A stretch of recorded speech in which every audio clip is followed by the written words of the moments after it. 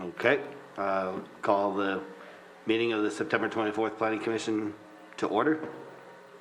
If everyone would join us for the flag salute.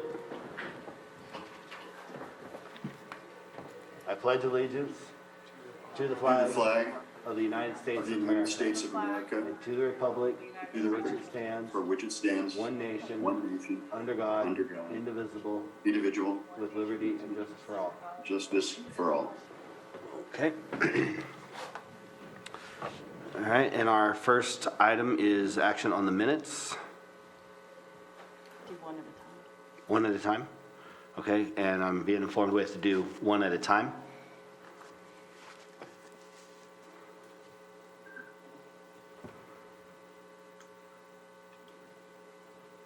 Doesn't, did we lose Bob up there? Oh, I'm here. And John, did we lose John? No, there he is. Oh, I'm here. okay. I don't know what they're doing with the screen over there, but.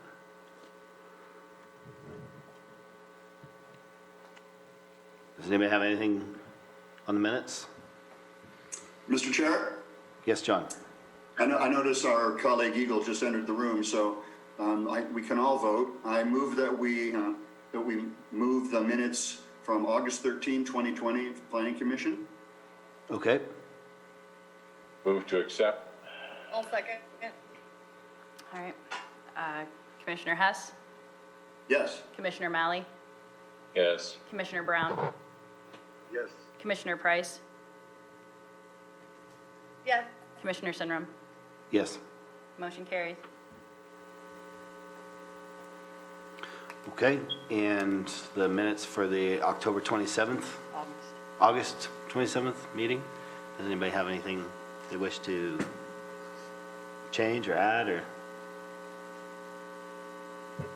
No changes, Mr. Chair, and I move that we accept the August 27, 2020 Planning Commission meeting minutes as presented. Okay, You have a second? Go ahead. I'll second. Thank Okay. you. Commissioner Hess, Yes. Commissioner Malley, Yes. Commissioner Brown, Yes. Commissioner Price,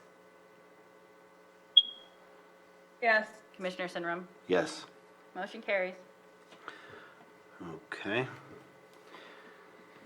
And, go here. Next item on the agenda would be citizens' input. If any person wishing to speak for 3 minutes about any subject of concern, provided is within the jurisdiction of the Planning Commission and is not already on today's agenda or scheduled for a future public hearing. Total time allotted for citizens' input shall be 15 minutes. Speakers are requested to complete a simple form, give their name and address, and subject available at the Community Development Department.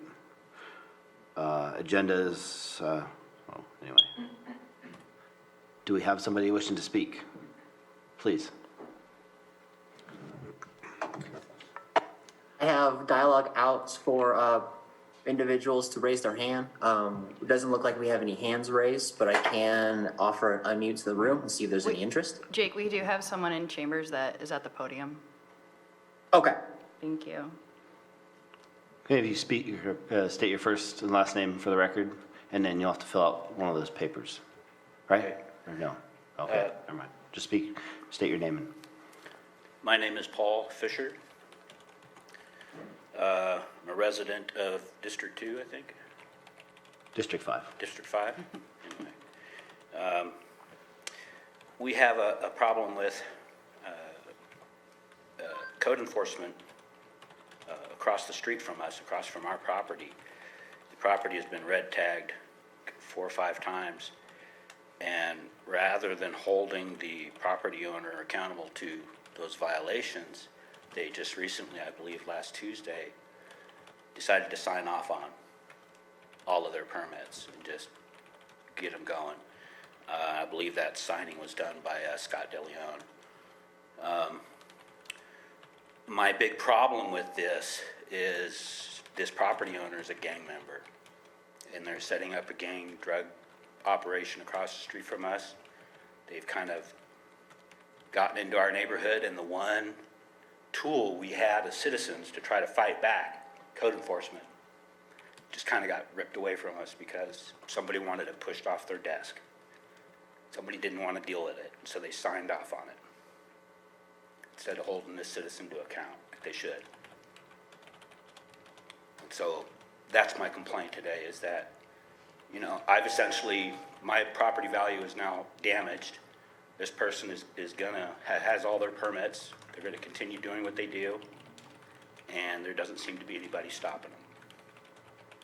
You know, the only reason I could see for justifying this is if they're under a sheriff's investigation already, in which case they pushed it off of the planning commission's desk. If that's the case, great.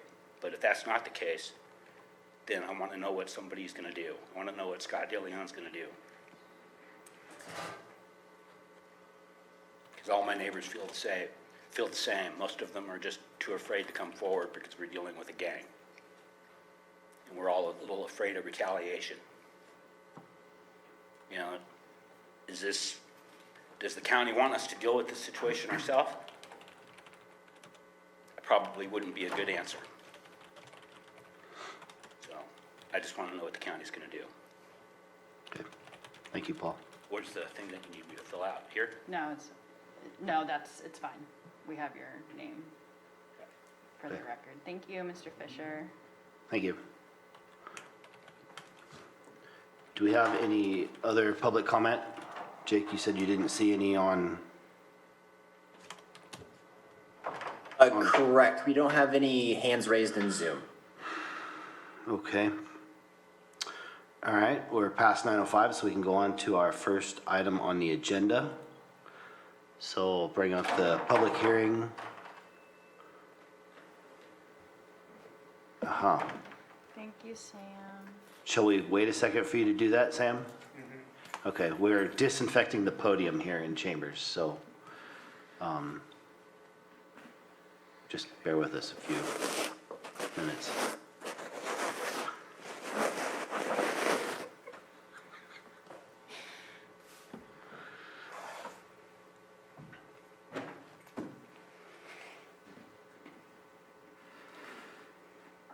Is this the first time you've had to do that, Sam?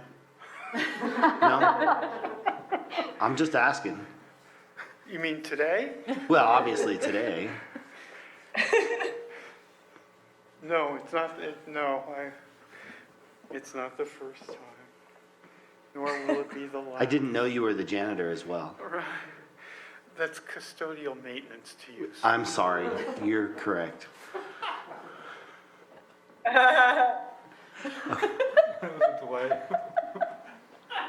Okay, we are properly disinfected here.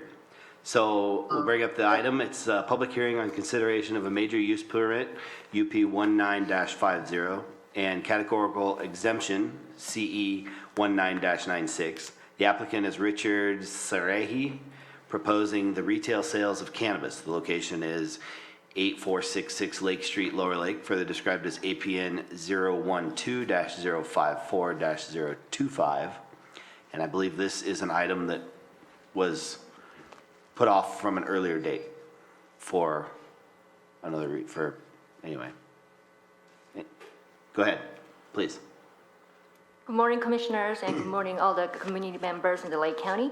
My name is Victoria Kim, System Planner. Today, I'm gonna present a major use permit to allow retail sales of tested and approved cannabis products. So I have the PowerPoint presentation as attachment number 7. So if you have the attachment number 7 for your information, it would be beneficial for your understanding as I present the project. If you have a PowerPoint presentation, please flip to the page number 3. The proposed use will be operated within the existing 2,310 square feet building, and pursuant to Article 18 of the Lake County zoning ordinance, the applicant is requesting approval of a major use permit to allow retail sales of approved and tested cannabis product. And currently, the address is 8466 Lake Street in Lower Lake, and zoned as a C1, local commercial. If you flip to the page, next page 5, you'll find the general plan map and zoning map. As I said, the zoning is a C1, and general plan does not assign the parcel as local commercial. And last time, this is the second public hearing, and then the first public hearing for the project was held on June 25th, 2020. And there was a couple of concerns addressed by commissioners, and I'm going to go over briefly about the concerns. The first concern was traffic safety around the project site due to the potential increase in traffic volume. And planning staff's responses is the project is not anticipating to generate significant traffic congestion nor result in any changes to the roadway.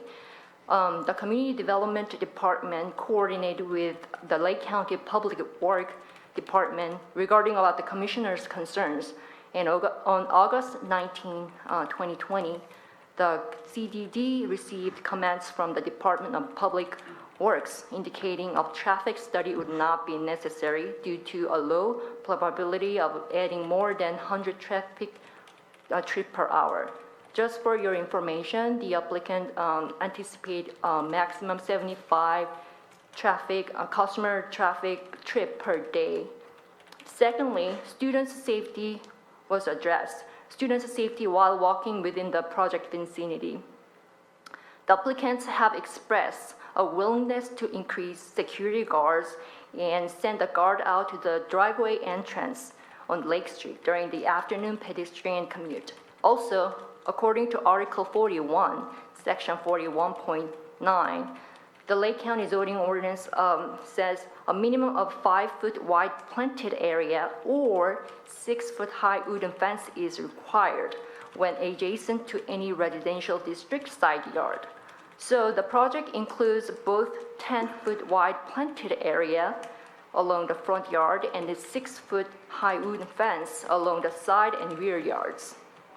Lastly, close proximity to adjacent schools, including but not limiting to Carr High School, Lower Lake Elementary, Lower Lake High School, etc.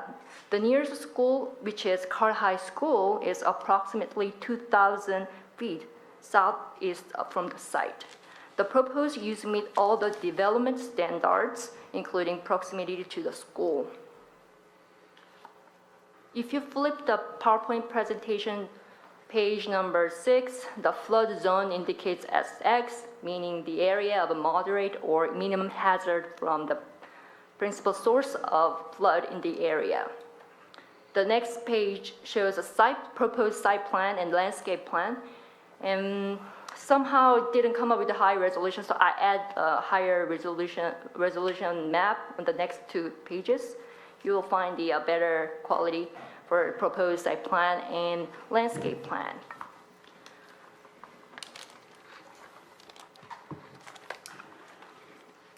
And next couple of 3-4 pages are existing condition of parcel and building for your understanding about the project. And on page 12 and 13 is proposed signage for the cannabis dispensary.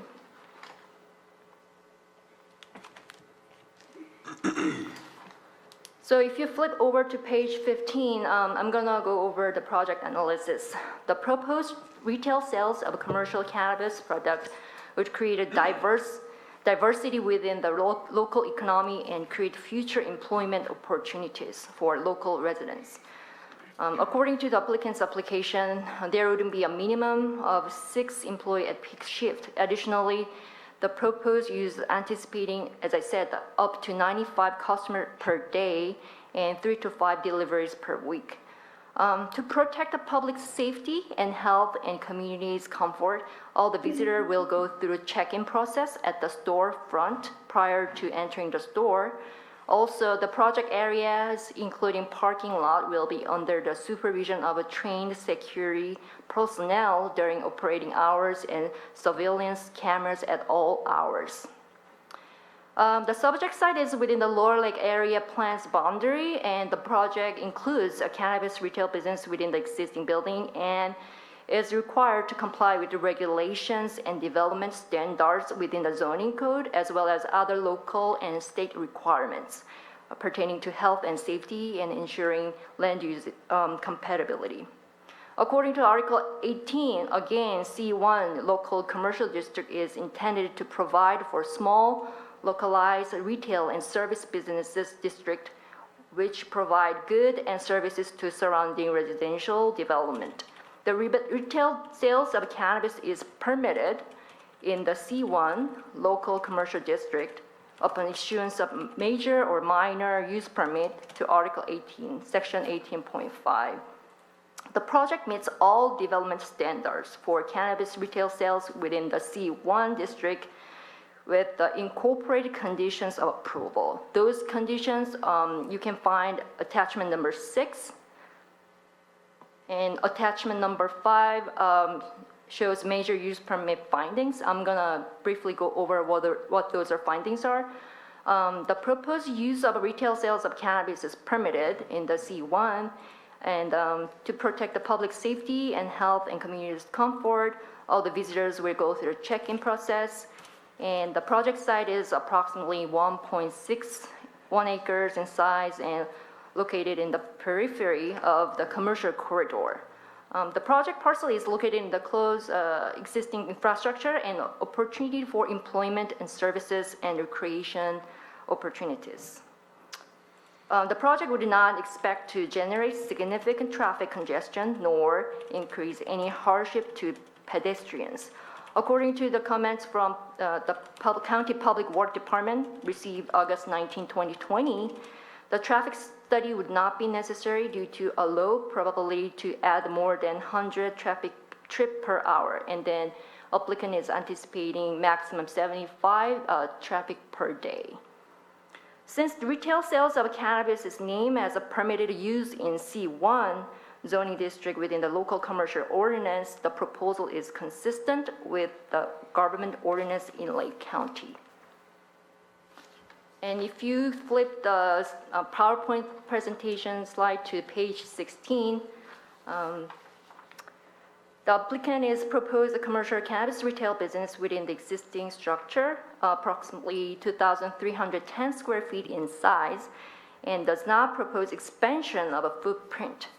The project site is served by existing utilities within the commercial and residential developed area. The project site is previously distributed and no environmentally sensitive resources existing on site.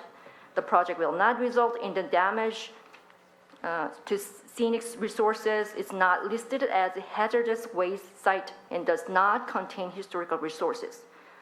In addition, the project is consistent with the Lake County General Plan, Lower Lake Area Plan, and Lake County Zoning Ordinance with the incorporated conditions of approval. Thus, planning staff has determined that the proposed use is categorically exempt from CEQA guidelines pursuant to exemption class 1, section 15301. And you can find those definition of a class 1 on the PowerPoint presentation page 16.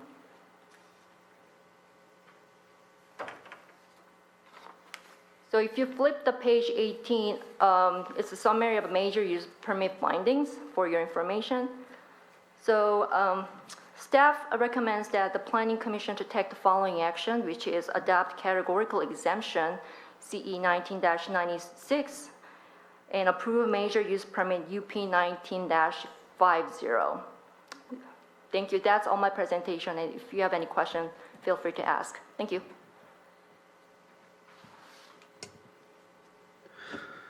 Do any of you have any questions?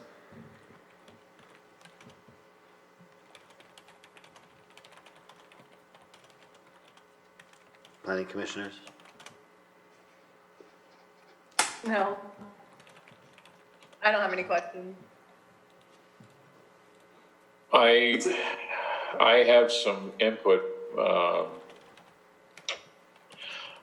wanna Trying do to now figure or out, after public input?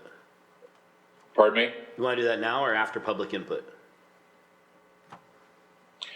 Well, it kind of bothers me that we asked for a traffic study and we're told that it doesn't come up to standards for a traffic study, because the applicant says they're only gonna have 75.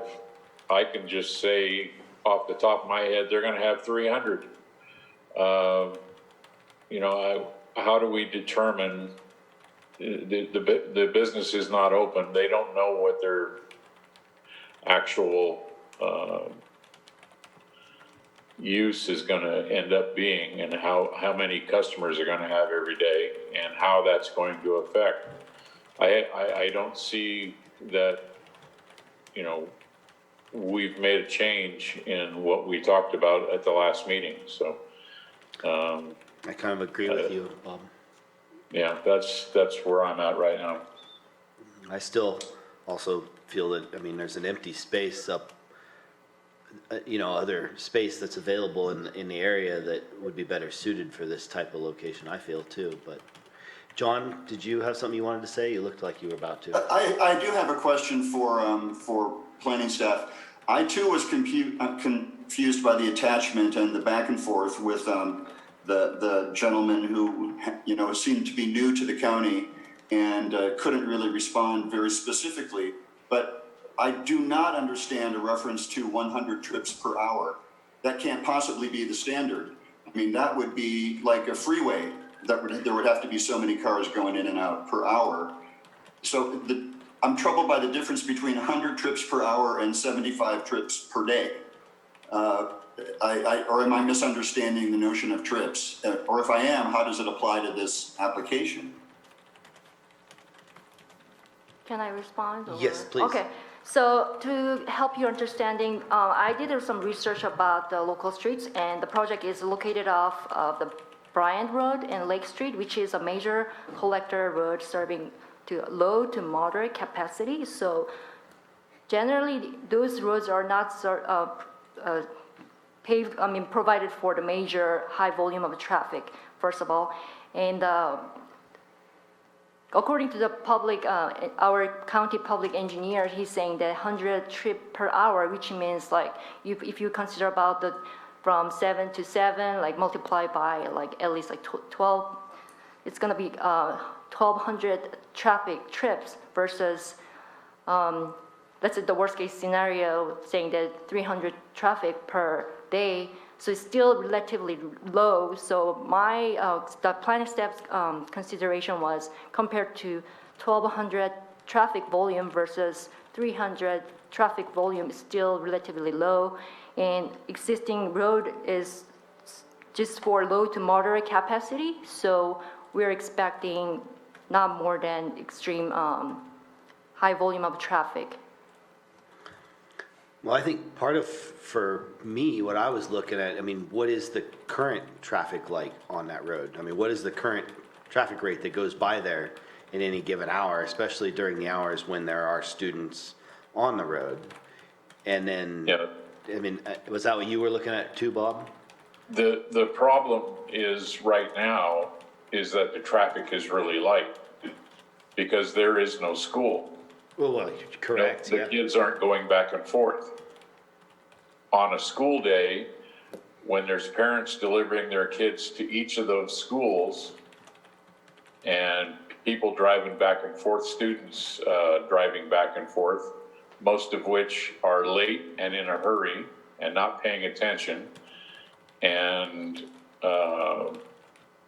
you know, probably exceeding this posted speed limit. I believe the posted speed limit is 30 or 35, and then it drops down to 25 as you get to Lower Lake Elementary. And I argue that Carlay High School is further away than Lower Lake Elementary, but that really doesn't matter. The elementary school, they've got everything choked down there at the entrance to the elementary school, where you basically have to almost come to a stop to get through there in the mornings and in the afternoons when their parents are picking their kids up, because it gets quite heavy during those, you know, 2 times of the day. The other thing is that there's a very large housing unit built at the end of Dam Road and Lake Street, and where they intersect, and there's a lot of kids that walk back and forth through there every morning and every afternoon. So that's what my study would be to measure, is on a normal day when the schools have, are in session and are up to population, just how busy is that street? That street is very busy for 2 hours a day, first thing and last thing in the afternoon. So, in fact, I would say from 7:30 till 9 in the morning, and from 1 o'clock on through 3:30 or 4 o'clock in the afternoon, those streets are very busy. And like I say, you've got high school kids getting out of school, most of which have cars that, they're in a hurry to be somewhere else, and they're not paying attention. And you're just adding more situation where people are going to be stopping in the middle of the street to turn left or right into this establishment. And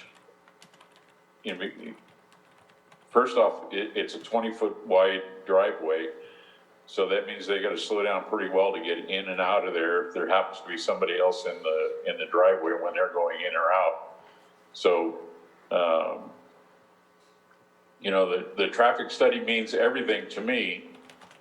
And to sit there and say that we don't have, 1,200 cars per day driving past there, that may well be good and true, but the reality is that we have a lot of people on foot, a lot of traffic during 2 specific times of the day.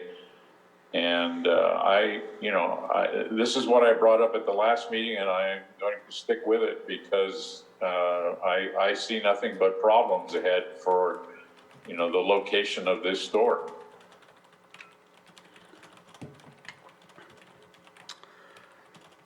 So if you think if the other business uses such as a pharmacy or retail store would be proposed, it would be beneficial than retail sales of a cannabis? I think what Bob is Yeah. asking is for that specific, and I tend to agree with him that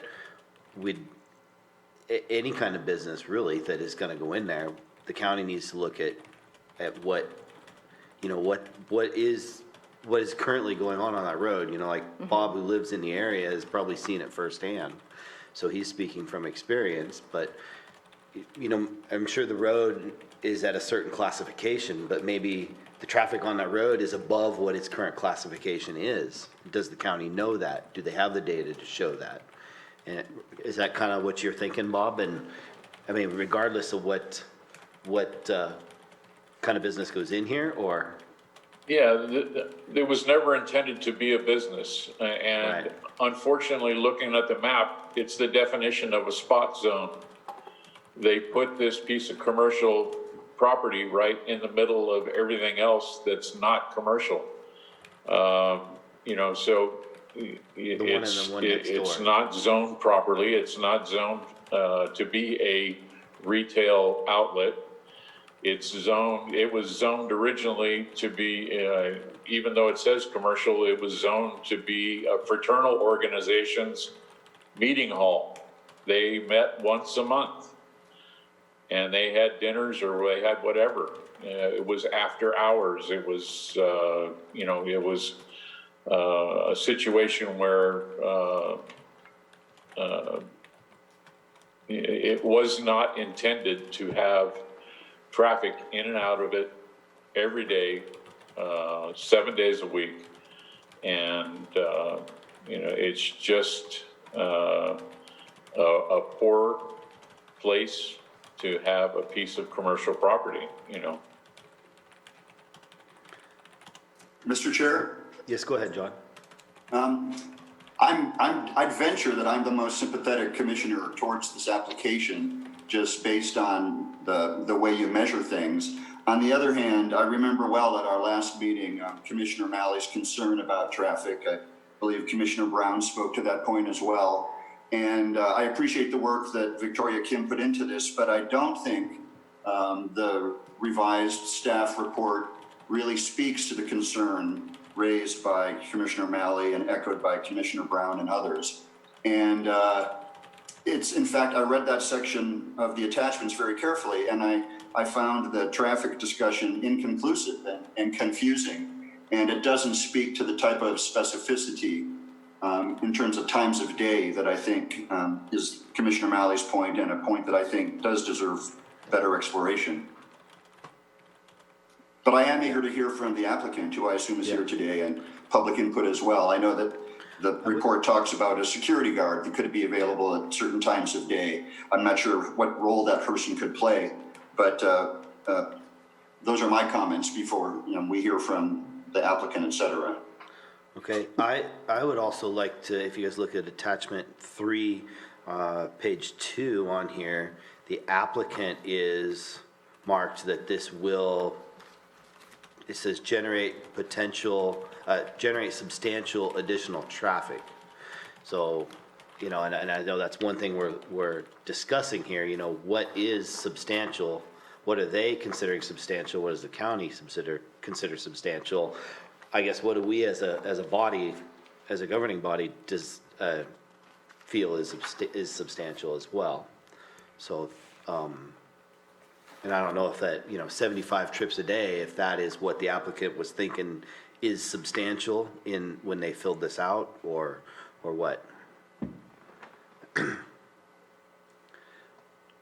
So do you guys have anything else before we perhaps listen in from the applicant, or?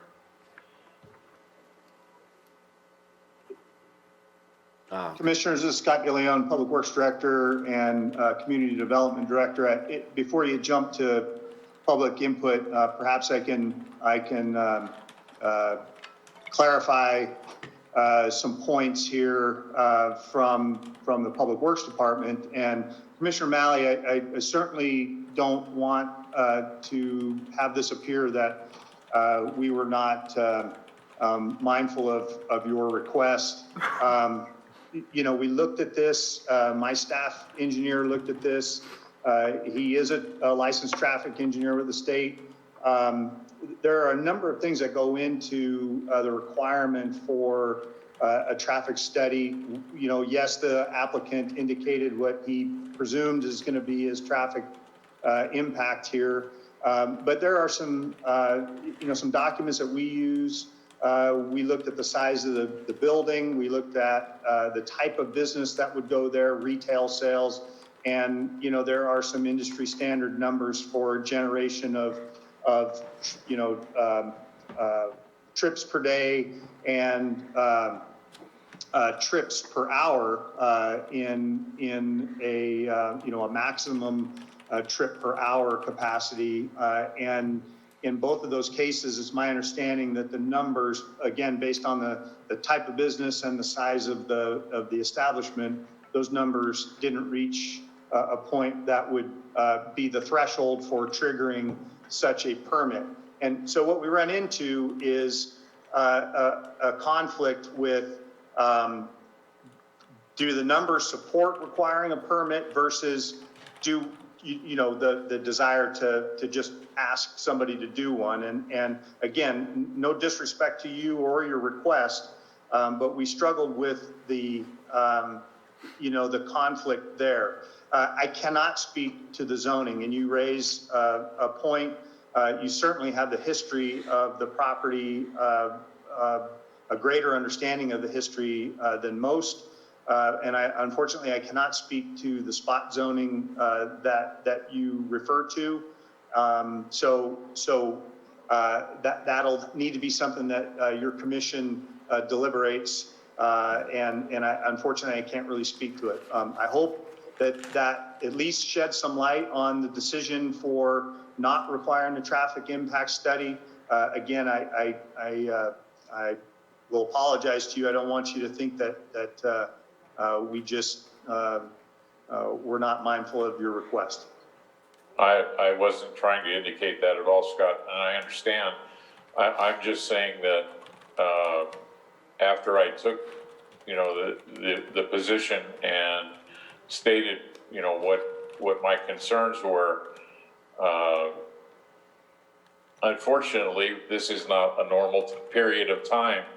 We can't just sit out there tomorrow morning and say, well, this is normal, because we're not in the normal, so. And you just brought the next point that I was going to make, and that is, even if we did the traffic study, I'm not sure it's going to be reflective of the concerns that you raised with Yeah, respect it's to most definitely not. the students coming to the classroom and all of that. So, yeah, we're in a dilemma here, and I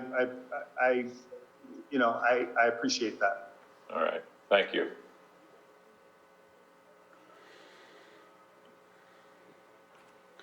Okay. No one else has anything? We'll go ahead and open up to public comment. If the applicant is here, we'll go ahead and let them speak if they wish. Jake? Yeah, so do we have a name for the applicant? I do have a hand raised from Scott Candle, Let's see. but if we want the applicant The to- applicant would be Richard Saraki. I'm sorry, I might be butchering that. They're probably Rick S. I think I see him here, yeah. I'm gonna send a mute request to Rick S. Okay. Looks like you're unmuted there. Will you please give us a sound check and confirm your first and last name? Rick Saregi. We hear you. Yes, we can.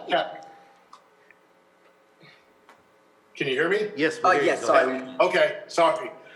Scott Candell is our attorney, just so you know, so he does represent us. And if it's okay, I'd like Scott to speak first, and then I'll speak after Scott. That's okay with me. Sure. Oh, no, okay, if it's okay. Either way, whatever you guys want. That's fine with me. Yeah, Okay, go ahead, Jake. Let's go ahead and hear from Scott Candle. Okay, I sent a unmute request to Scott Candle. Scott, looks like you're unmuted. Will you please confirm your first and last name? Yeah, Scott Candell. All right, we can hear you. All right, thank you.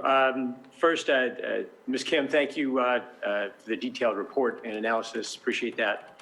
I understand the concerns. Let me first introduce myself. I'm an attorney. I'm a cannabis attorney. I'm also actually on the city council in Larkspur here. And I understand everybody's concerns. I'm a little confused about the purpose of this hearing. It sounds like the concerns that we're getting is that this particular property should not have been zoned commercial. And that was a mistake. It's a spot zoning. It's not applicable for this particular area because a commercial business is going to add traffic. And that may or may not be true. I'm just not sure that is supposed to be the issue right now. I think that's probably when you are doing the city planning and the city council does the master plan and they do the zoning, that's when that should be addressed. It seems like the question right now is, given the current zoning that the city has already agreed to, is this an appropriate business to be in that zoning? And when it comes to the traffic study, what I'm taking from this is that there are different businesses that have industrial standards of how much traffic they generate. So if we were going to put a McDonald's drive-through in there, and we said, how much traffic is, well, normally a drive-through is going to be, 2 people a minute. So we've got 120 people an hour. That's going to have a significant impact on congestion, and therefore we should have a traffic study, to see, given the circumstances, if that would be an appropriate business. It seems like this particular business in this industry, there's a standard of, they're expecting much lower traffic than that, and they've said 75 a day. I think that's in the range of the industry standard. The applicants also have other dispensaries that they can speak to as far as what they see on a daily basis. They have their boots on the ground in this, so they know what to expect. And the question is, given those numbers, you know, whether it's 75, even if they underestimate it, it's double that, it's 150 a day. You're nowhere near 100 an hour. And because traffic studies are expensive and they take time, we, in general, have a threshold. And we say, okay, this is the threshold regardless of the business, you know, having nothing to do with cannabis or anything else. If we're just interested in traffic, what is the standard? And we're going to try to be consistent. And everything above that, we're going to have a traffic study. Everything below that, we're not going to have a traffic study. And since the expectation of this business is so far below that standard, it sounds like the staff decided a traffic study wasn't necessary and wouldn't be appropriate in this situation because the number of trips generated were so far lower than that standard that we use for every other business. Now, I mean, we get to another question, which is okay, but maybe this is, given that this might be the wrong zoning, it shouldn't have been commercial in the first place, it is, how do we deal with it? I think the applicant has expressed that they're happy to be as flexible as possible because they want this to be safe. You know, the last thing that they want is there to be a traffic accident or a kid to get hit by a car or something like that. So I'm sure they are willing to work with the planning commission to say, okay, would you like us to have a traffic guard, you know, a crossing guard, you know, that would be there during certain hours? You know, we can say, okay, these are when we expect, you know, there to be walking traffic for schools, or there's going to be, you know, vehicle traffic, and we want to have somebody out there that's going to make sure that this stays safe. I'm sure that they would comply with whatever requirements that you feel would be appropriate. But to deny them the ability to have a business there based on traffic, I don't think that would be appropriate in this case. So those are my thoughts. I'm happy to answer any questions that you have, and I'm sure the applicant can address more specifically what they can do in order to address your concerns, as well as, you know, if you had specifics about traffic that they have in other dispensaries that they have run, I'm sure they're happy to discuss those with you and tell you how they've handled any other, you know, situations that came up that were similar. Thank you for your time. I appreciate it. Mr. Chair? Yeah, John. Bob, you know that area much better than I do. Is the point that school children would be walking along the road or crossing the road at some point? I'm trying to understand the relevance of a security guard being out there or a crossing guard. Yeah, I don't think there's a need for a security guard to be out there. He would be nothing more than a witness to an accident. So I don't think they cross anywhere along there. They come out of there's a housing track right behind where this establishment is located, and they come out Tish Tang Road and hit Lake Street and walk along the eastern edge of Lake Street towards Lower Lake. So I don't see them crossing the road unless, of course, you know, you always have the kid that's bouncing the ball and the ball runs out in front of the cars, you know, that kind of thing. But it's not a situation of that as much in the way of crossing, you know. I don't know that, I don't have an answer. I just don't believe that adding more traffic to this position or to this spot, first thing in the morning and in the afternoon, is going to help alleviate anything. It's just going to compound the problem. So, Right. I think it's a situation where the road already, the area around there already needs an improvement. I mean, there's no I drove on it, I don't know, yesterday or the day before. There's no sidewalks or anything there. There's not even, I don't even think there's a fog line, is there, Bob? well, they did put a bike lane in, but it's across the road. And the kids, if they ride their bikes and they ride in the bike lane, then they cross usually right in front of the school. You know, they ride up the hill past the cemetery and then turn into this one of the schools there. So, yeah, I don't know what the answer is. I just know that we're adding more fuel to the fire by putting more cars on the roadways when those areas are saturated first thing in the morning like they are. Okay, Rick, did Rick want to say anything? I see he's been muted again. Yeah, it's Rick Seregi again, testing. Yes, we hear you. Go ahead. Okay, thank you.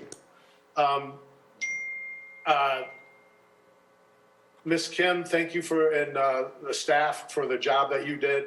I agree with a lot of what Scott had to say. I hear a lot of opinions and I don't see a lot of facts. I mean, like adding fuel to the fire. I don't know. I don't understand where the fire is. The owner of the property that has been running a business there for several years says that there's no traffic problem, and he's owned the business for years.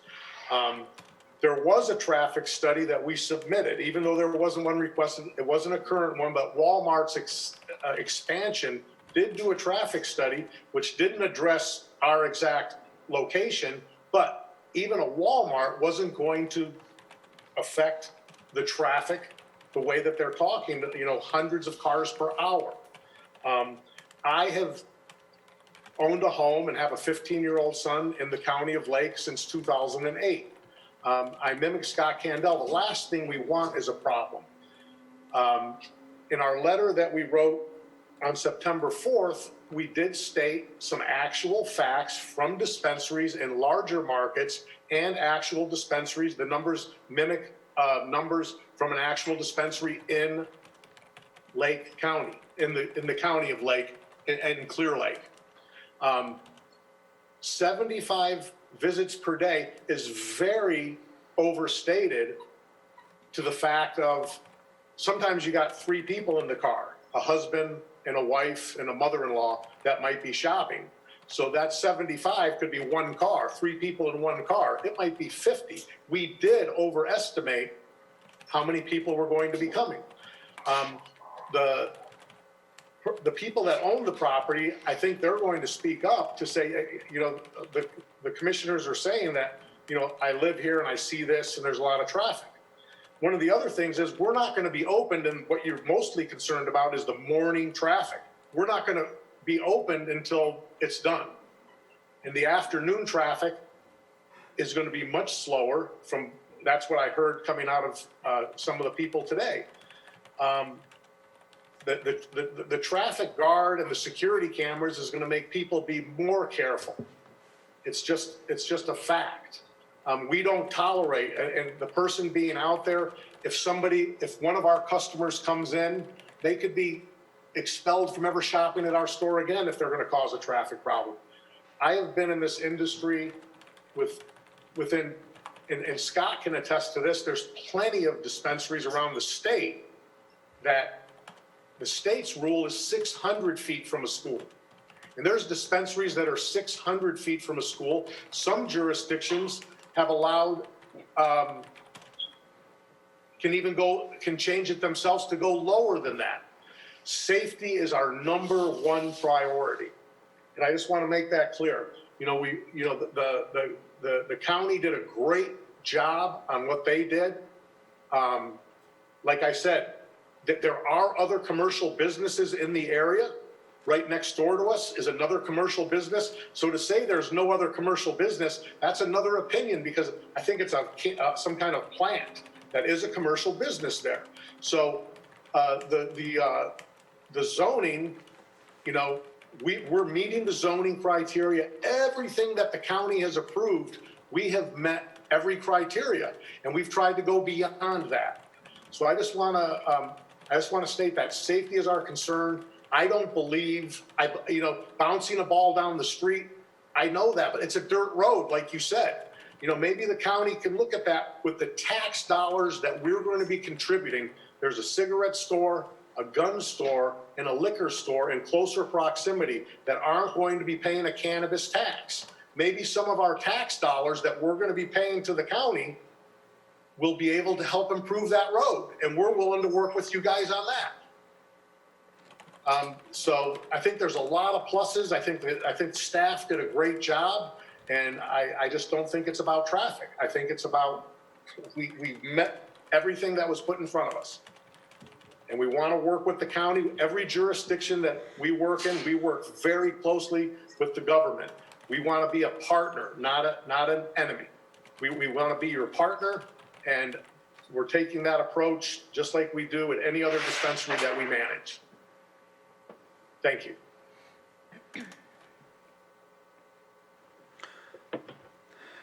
Thank you. If we could go ahead and, Jake, possibly, I can't really see that through this plexiglass. Becky Salato? Hear from Yes, her, I maybe? will, I see them here. I've sent a meet request to Becky Salato. Becky, I see that you're unmuted. Will you please confirm your first and last name? Sure. My name is Becky Salato. I'm the superintendent for Canocti Unified School District. Perfect, we can hear you. Great. Thank you. I just wanted to state today, first and foremost, I very much respect the applicant's sincerity, and I truly do believe that in no way does he mean any harm to anyone. I completely respect that and appreciate him stating that over and over again.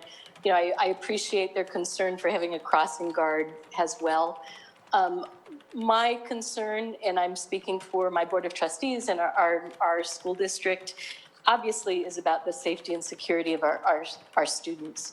I have several schools in that area that I'm concerned about, and my concern is not solely related to this applicant or the product that they will be selling. My concern is completely about the zoning of business there, and this being a business that would come in and increase traffic.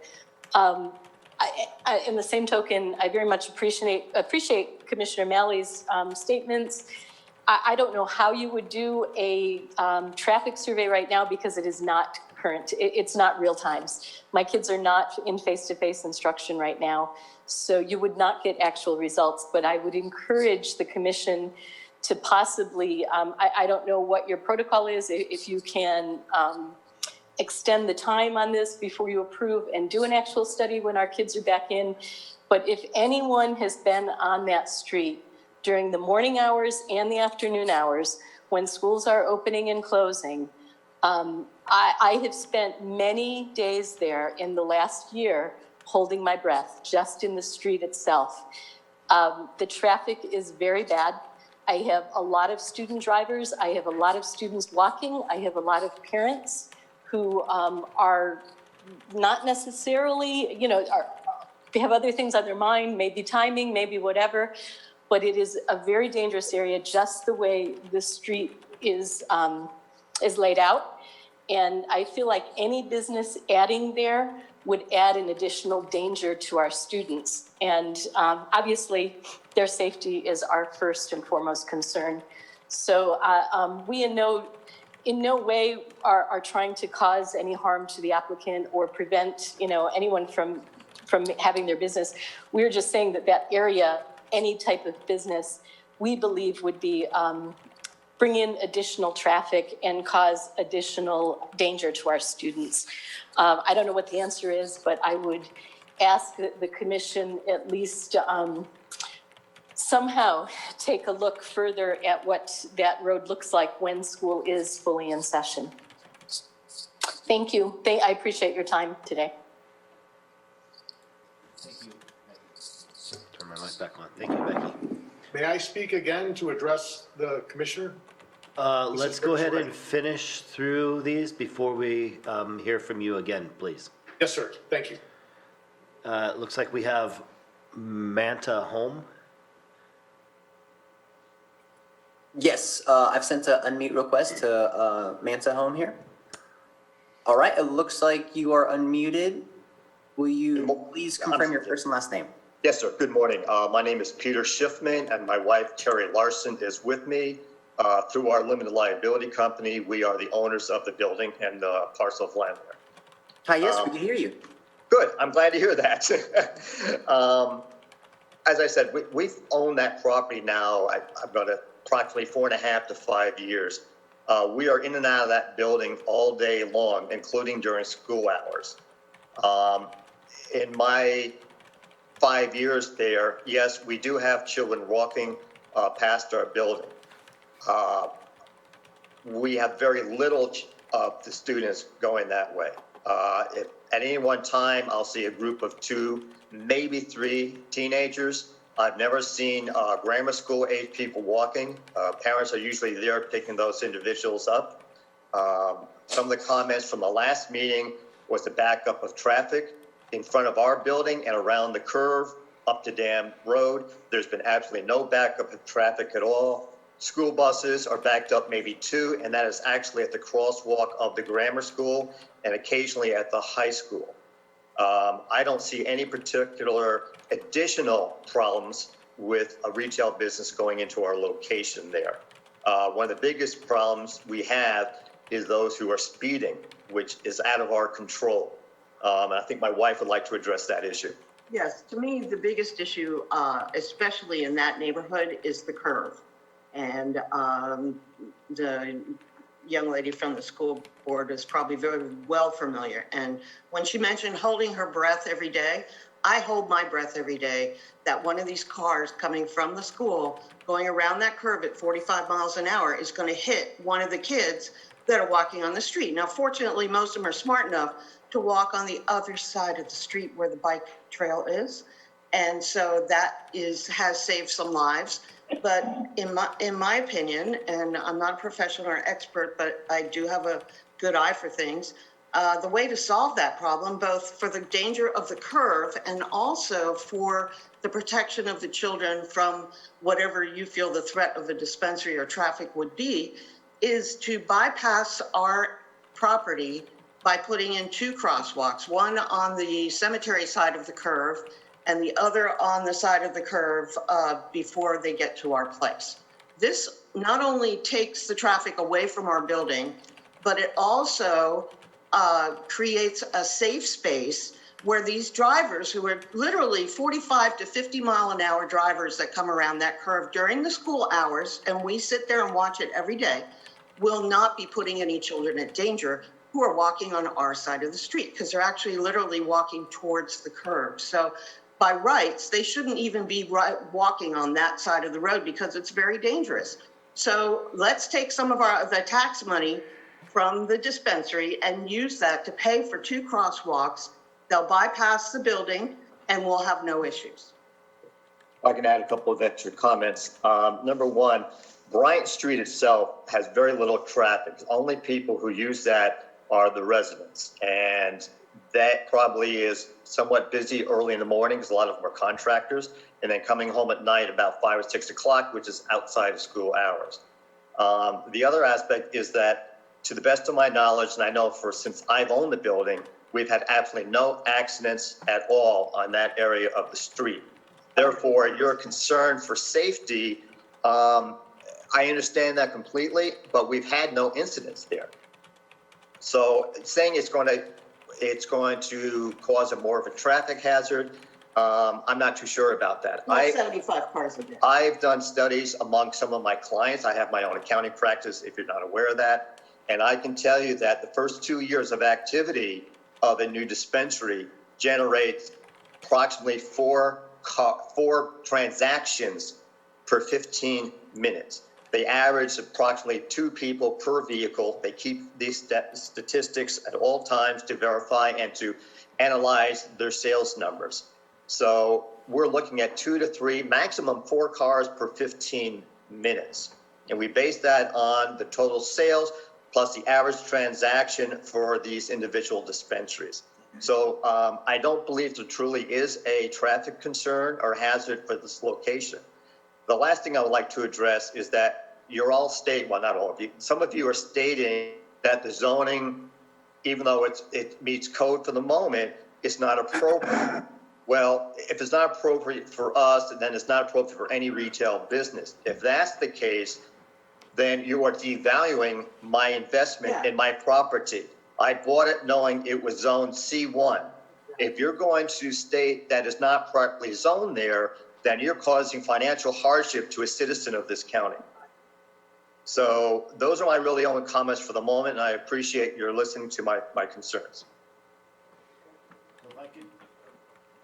Sorry, if I could just ask for clarification from you real quick. You said that you look at kind of an average of 4 transactions per 15 minutes. And I'm assuming you're averaging that out over, what, an 8-hour day?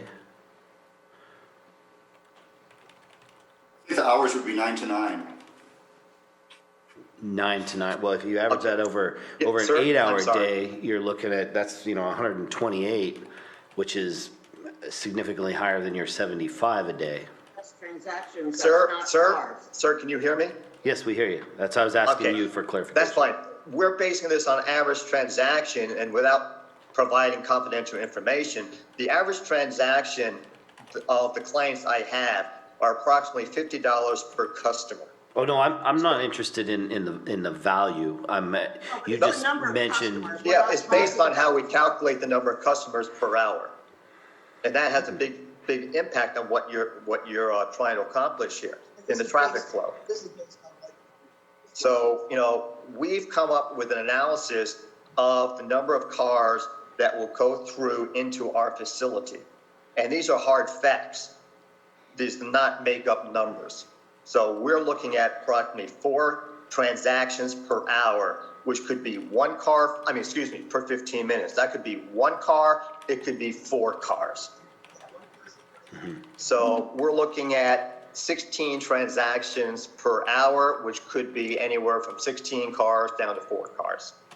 So I think, and these are facts, and I can substantiate these facts by redacting some of the information on these reports, meaning who the clients are.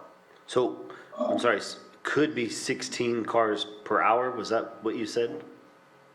Transactions. Transactions, okay, gotcha.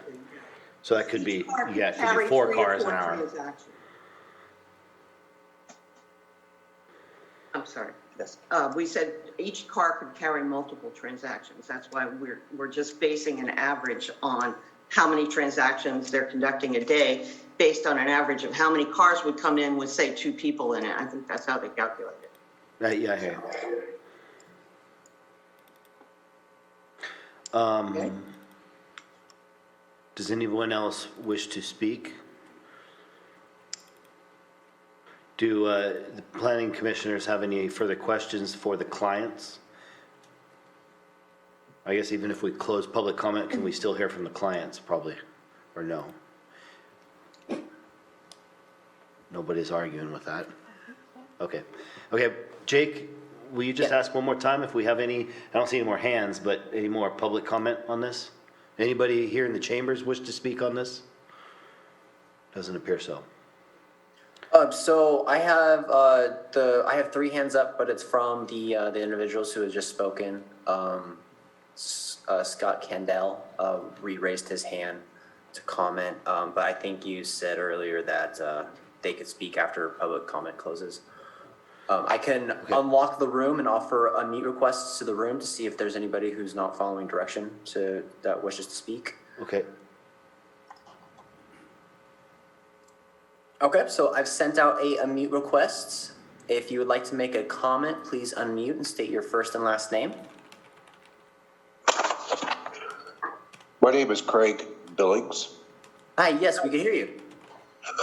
Yeah, I am the residence that's right across the street from this building, and I heard on last week's meeting they were proposing to enter Bryant Road, which to me, I do not want to see happen at all. I do not want to have the extra dust or what have you that might be generated for traffic coming up, extra traffic coming up that road. And, they were talking about also the commercial building next door, which is just a storage facility for a recycling business that may have a large truck or traffic that comes there maybe 2 to 3 times a week. But I have seen a lot of traffic during the school times during this, and, that would be the major concern, the added traffic, for a commercial retail. That's my biggest concern. Okay, thank you. And you are a resident across Bryant Street, is that correct? That is correct. Okay, thank you. Do we have anyone else, Jake, that you can find? It doesn't look like anybody else is, I only saw that one individual unmute. Okay. I'm going to ask the other commissioners, would you like to hear from the applicants one last time before we close it? And then direct questions directly to them? Only if they have something new to add. Okay. In addition to what they've already said. Okay. If we could possibly, Rick, real quick, if there's something you would like to add? Yes, thank you. The gentleman that just spoke, we wanted to say we considered the dust on the street because it's not a paved road, and that's why we put the entrance on Lake Street. Because we did consider the neighbors that are, close to us. In addressing, about possibly delaying this until you can get a traffic study done, even though the traffic study isn't going to change anything. I believe the staff has already talked about that. But denying us an application now does not fix the problem. Wouldn't you rather fix the problem, work with us as a partner with the county that's going to be paying you tax dollars? With COVID-19 and everything, the country's been devastated. I mean, we're a business that meets all your criteria. If the zoning, like you said, I don't think the zoning is going to get changed. You might not agree with it, but that's what's in the general plan. So I just want to say again, we've addressed the dust, we've addressed the parking. We could probably even put one of those signs up that show the speed, that deters people from speeding, that tracks your speed. License plate readers that we'd be willing to put in. We're willing to do anything, but just denying the application because you want to do a traffic study, which your staff has advised you probably isn't going to change anything. We're not going to be a burden with that many cars. Again, thank you all very much for your time. Thank you. I actually, I think maybe before, no, go ahead. Okay, let's go ahead and hear from the whoever it was that was in Manta Home. If they have their hand raised. Yes, sir. Thank you for your time again. I'd like to address our neighbor. If you we're could trying just, to obviously want to be good neighbors. wait. If you could just restate your name, please. I'm sorry, Peter Schiffman. Thank you. We're the owners of the facility. Yes, go ahead. I'm sorry. In addressing our neighbor's comments, number one, as Rick just said, we're not going to use Bryant as an access into our location. However, in regards to the recycling facility next to us, I know the gentleman works and he's not there during the daytime most of the time, but their trucks, be it 2-3 times a week, don't park in their facilities. What they do is they park on my property. Yeah. And because there's no, it's not relevant, but they literally park their semi trucks on my property on the road, which causes more dust than a vehicle going by. And this happens 2 to 3 times a week. And we have no problem with that because we're trying to be good neighbors. I understand that the recycling plant has minimal space for them to have the semis there. So they drop their boxes off, go in there, pick up another box. So the dust aspect is already there. We don't like the dust ourselves. People go by us and we get it ourselves. However, that's just a fact of life right now. If somebody wanted us to go into Blaine access, we'd be willing to pave the road. I mean, we want to be good neighbors. We want to do whatever is necessary to satisfy everyone's concerns. Our original plan for the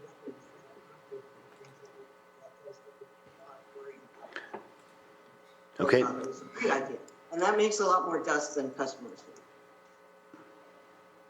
I'm sorry, we didn't hear Well, what okay, you said we're- there. what And my wife was you trying do to have say, to sir, speak, was the mention your name, original please. plan for us purchasing the building, besides holding my accounting office, was to do concerts, live events, and we were told by the county that we were allowed to have 3 permits a year to do that. In addition, the Rebecca's Lodge, which previously owned the building, were also holding live events at that facility. As far as I know of, no neighbors complained for that. And when we approached our neighbors regarding what our intent was, they didn't have a problem with that. So, there seems to be a conflict of commentary at this point. If he's worried about the dust, we can pay for it. So, If we decide to go in that way. Right now, we're going to. anyway, I appreciate your Okay. time, sir. Thank you. If we could possibly hear from Scott Candell one more time, please. Thank you, and I'm sorry, just to be quick, let me start, if I can. I apologize if I am misunderstanding the process. My thought was that the purpose of this hearing was not to determine the pros and cons of the current zoning.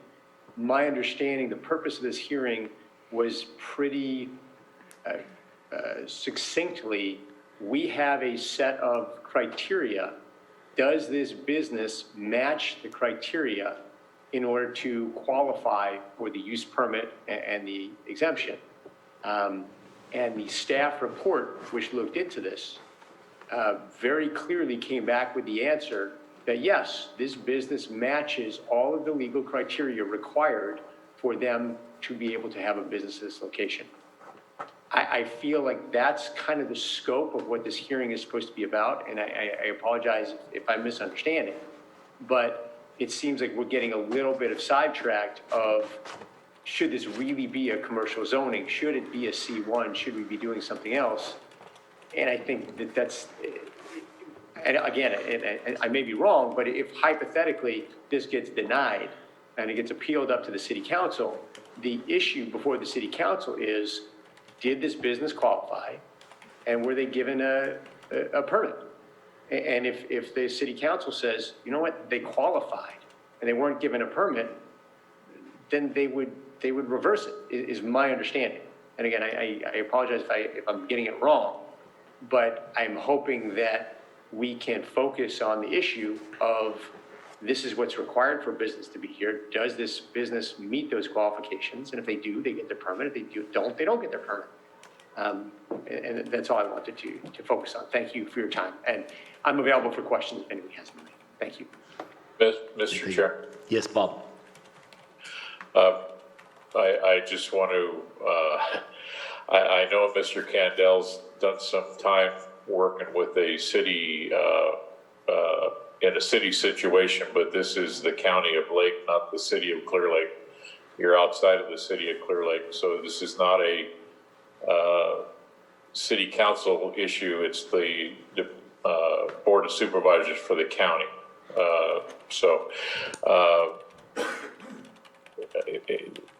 I realize it's just terminology, but I just wanted to make sure that we're talking apples to apples.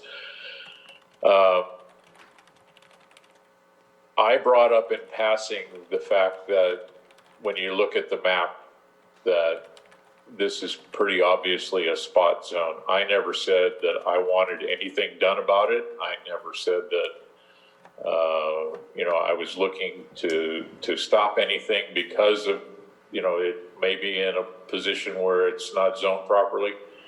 That's not my intent, and that wasn't my intent when I brought it up. I just brought up the fact that I looked at that map, and it's pretty obvious that the only thing all the way around that piece of commercial property is otherwise residential or open land use. So it's,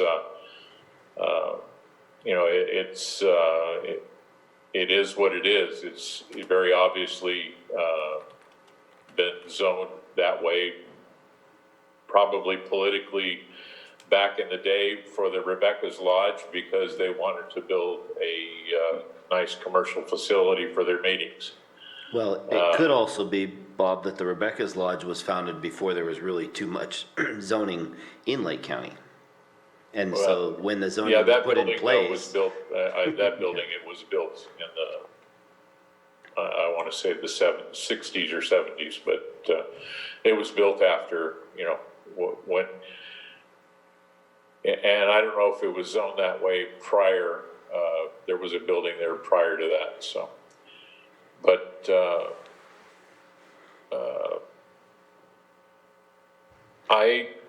I'm willing to withdraw my argument about the traffic study. I see that staff and the county don't take the same position that I do, so I'm fine with that. And you folks are welcome to discuss the ins and outs of what we're doing here, but I don't know that I'm going to be in favor or not. I'm still trying to make up my mind about what we've talked about this morning and what we've talked about in the past. And,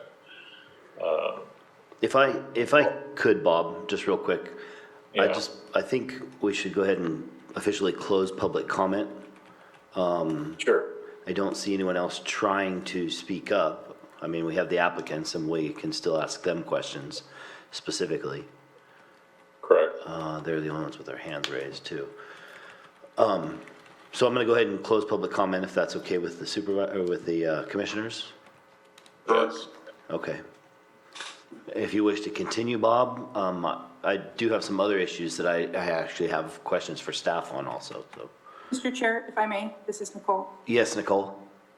Just to make it clear, and I'm sure your commission already is aware, but the description provided by Mr. Kandel was more of a description of a ministerial process. This is not a ministerial process. This is a major permit analysis. Your job as a commission is to weigh the evidence that is put in front of you. If you have weighed the evidence and you have found that there is not substantial evidence in the record to support the findings that staff has recommended, then you vote no. If you have weighed the evidence and you find that there is substantial evidence in the record to support staff's recommendations, then you vote yes. If there is information missing, then you have the option of continuing to a later date and requesting that staff provide that missing information to you at that time. But this is a weighing and analysis of evidence that is put before you. And that evidence does include not just the report, but the testimony that's been, well, not testimony, but the comments that have been provided to you today by the public and the applicant. Thank you, Nicole. And I did kind of feel that the applicant did make some comments about the traffic that kind of more or less supported Bob's concerns. And of course, it's not really fair that we put this on the applicant. And it is, like Bob says, it's kind of a poorly placed commercial property. Did you have something else you wanted to continue on that, Bob, before I interrupted you to close public comment? No, I'm done for now. Okay. Does anybody else have anything else they wish to speak on this? I did notice was that Christina? That was me just saying, no, I didn't have anything to chime in on. Okay. I don't know, it kind of seems like we might have some kind of a delay here, so I'm trying to be patient with all of this. And this would be directed to Ms. Kim in one of the agency comments, there's some comments about, from CAL FIRE. And I don't see that any of their concerns have been addressed in the proposal. As far as the storage tanks, what else do they have? A setback from the road for the gate and those kind of concerns? So what usually agency kind of give us comments is sometimes they specify some of the concern it addressed, but I believe that those comments from CAL FIRES are generic, and this is not applicable to their comments because this is not cannabis commercial cultivation, but it's a dispensary. So all products are prepackaged, and then there's no cultivation at all on site. So those comments from CAL FIRES are for commercial cannabis cultivation. And I've seen those comments for commercial cultivation projects, not for. Well, this is talking about the Lake County Chief Building Official, and as well as acting as the fire marshal, which is probably, they're looking at the building itself and the business, not any kind of grow. So those water tank requirements for cultivation, because in case that there's fire, or a lot of times commercial cannabis cultivation requires a lot of water tank for irrigation, but this type of business do not require cultivation requirements. Is there a fire hydrant nearby? Is that the county's determination why? Because this is for fire suppression, and I know other businesses, I know like wineries, for instance, are required to have a certain number of gallons of water Right. on site for, and obviously it's not for growing the vineyard, it's specifically for the fire suppression in the building. And I'm wondering if, because this is a major use permit, and I believe they are required to upgrade to the current fire standards. And has that been addressed? I didn't see that was addressed. So if you look at the section 4 finding, major use permit finding, attachment number 5, section 4, the application was routed to all the affected public and private service providers, including public works, special districts, environmental health, and PG&E. So they didn't have any concern regarding about this project, and this is the first cannabis dispensary with the Lake County. So I have to, some of the items that they addressed was for the commercial cannabis cultivation, so I have to kind of address that, correct them that this is not for cultivation at all, but purely for retail sales of cannabis. Correct, and where I'm going on this is that it doesn't matter what kind of business this would be upgrading to, whether it's a small grocery store or a gas station or fast food restaurant or anything, they are still would need to upgrade to the current fire standards, I believe, for the building. We do have a condition of approval. It's on,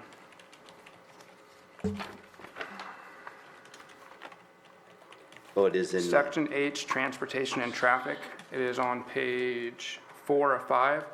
It says, prior to operation, the applicant shall meet and maintain all requirements and/or regulations as defined in 14 California Code Regulations, CCR Division 1.5, Chapter 7, Subchapter 2, Article 1 through 5 of the California Department of Forestry and Fire Protection.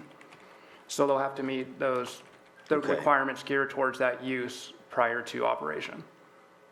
okay, so, but should that not be included in their property, what is the? No, it's the layout. The The site site plan. plan, there should be provisions in the site plan for making that, for meeting those standards, correct, Mark? Generally correct.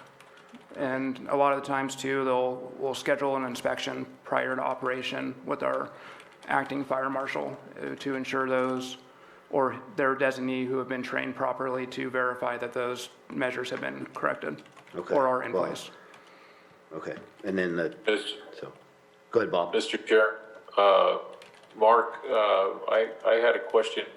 Was Lake County Fire Protection District, which this building is in, were they contacted and they deferred to CAL FIRE, or why is CAL FIRE the agency we're talking about?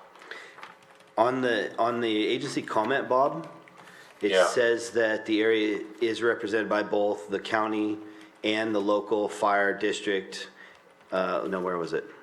The Lake County Fire Protection District covers the area, and the Lake County chief building is also, building official is also the fire marshal, who shall ensure all codes, laws, regulations, and et cetera for this project shall be applied with the support of the Lake County Fire Protection District's independent review and comment process. This includes components of, oh, they've got a list here.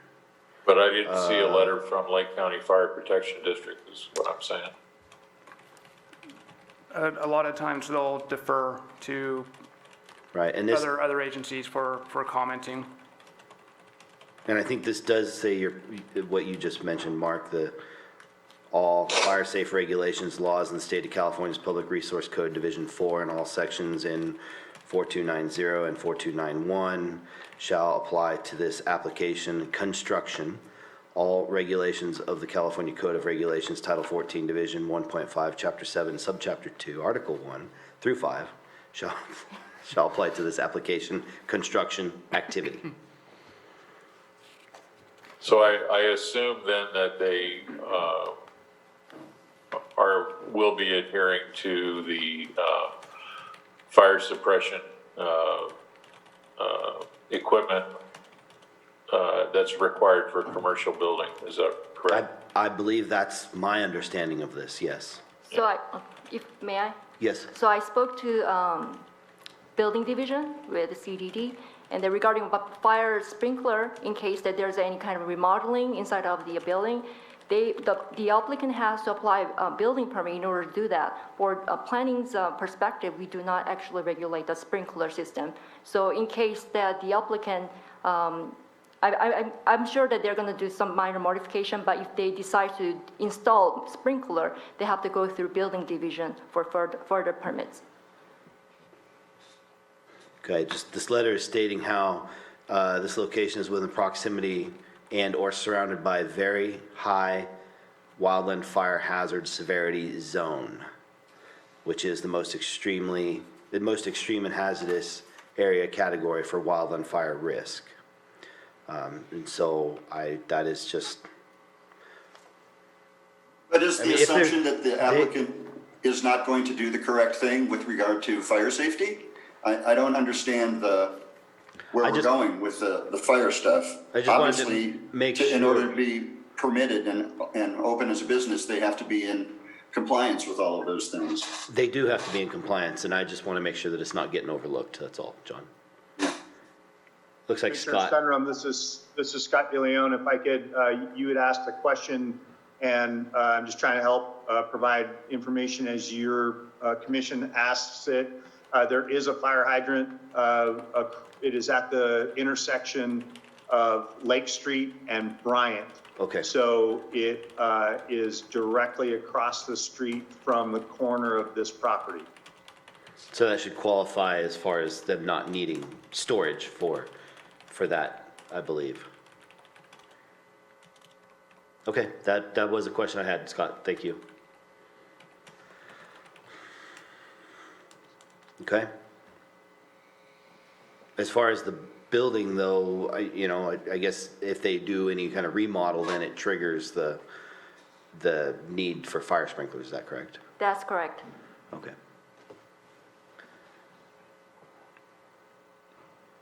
John or Bob or Eagle or Christina?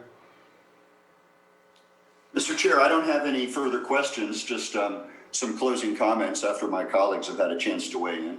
Thank you, John. Chair, I'll just add real quickly, my concern going into this discussion was purely with traffic.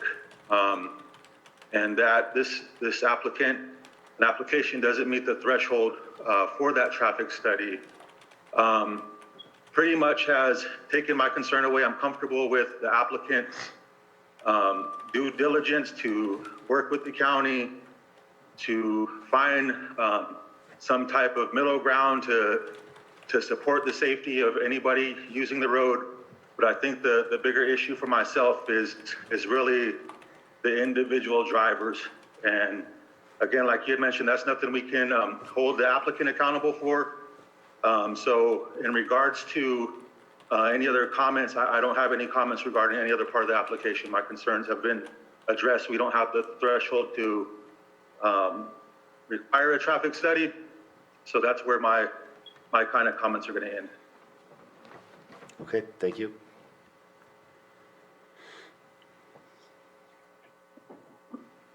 I don't have anything to say with my delayed internet connection. Okay, thank you, Christina. Mr. Chair? I'm ready to make a motion, or someone can make a motion after John talks. John, go ahead. Thank you. No, I just went, and that's my dog in the background. I apologize. She thinks somebody's in the house. I do support the application, and I understand my colleagues' concerns about safety. In response to Mr. Candell, we do have some leeway with respect to. Come on. That's very embarrassing. We do have some leeway with respect to assessing about traffic, because one of the standards we have to measure any application by is public safety and concern for safety. And I think in this context, traffic equals concerns about safety. Nevertheless, it's nobody's fault that COVID has made it impossible to do a realistic traffic study right now. That's not the county's fault. It's not the applicant's fault. And to delay something until there's a vaccine, perhaps, and people are back to their normal patterns is not realistic. I liked the school district, Ms. Salato's suggestion about crosswalks at certain strategic points. And there's a name for that flashing speed sign, which speed limit sign, which I can't think of, but they're sprinkled throughout Hidden Valley Lake where I live, and they do have an effect on how fast people go. Dust is not an issue for me in any way.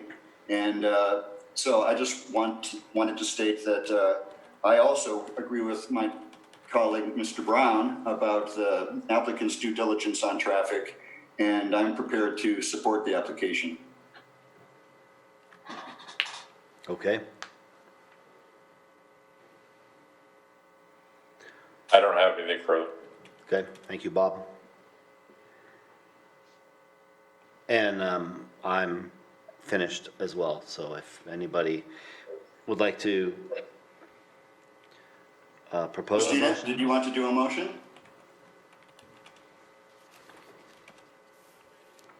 She's muted. There she goes. With my delay, I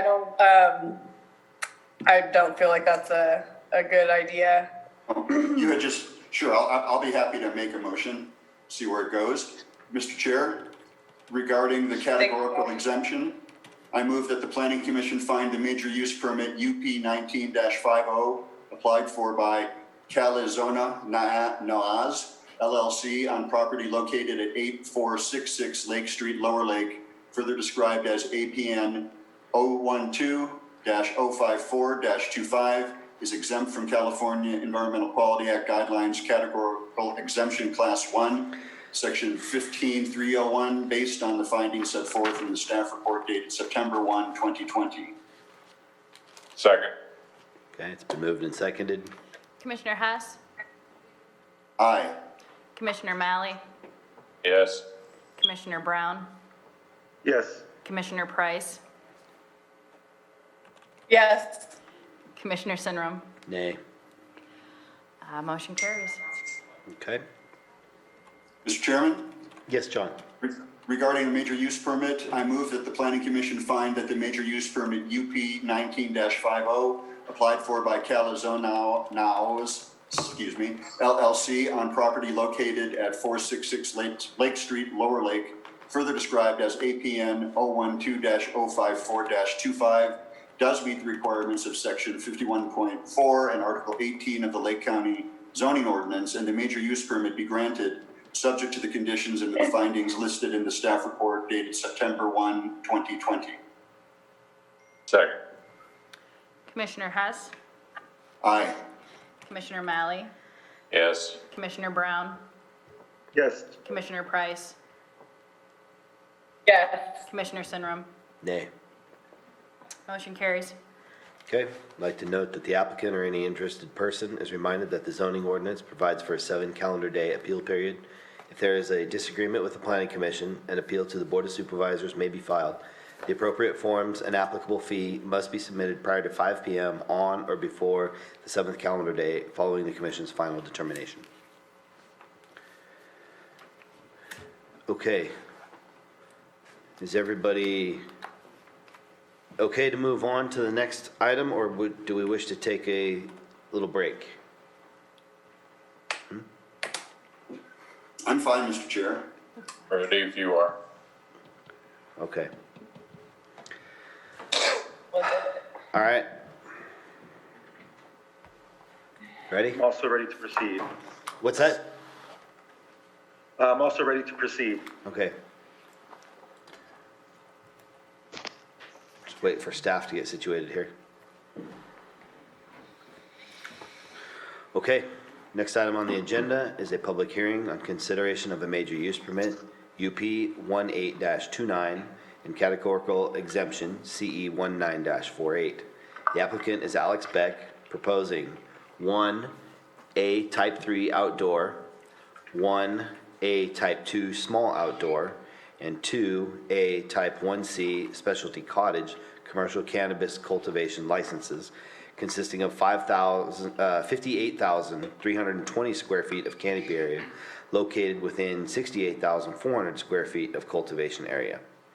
The location is 13306 Elk Mountain Road and 13052 White Rock Canyon Road, Upper Lake, further described as APNs 002-023-90 and 002-023-93. All right, good morning, everybody. I did prepare a PowerPoint presentation. I was hoping if we could maybe do a shared screen, or how would we pull it up?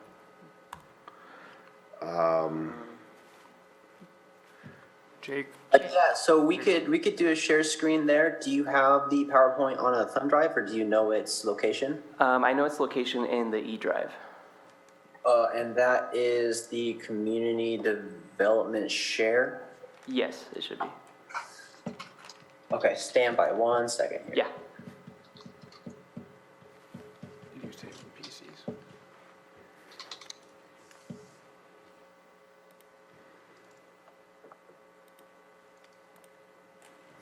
There should be a mouse there. Can you locate it from here? Yeah. Oh, cool.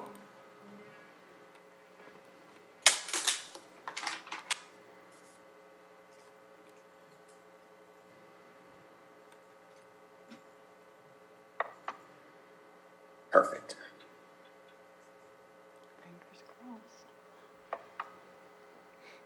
Yeah, I know.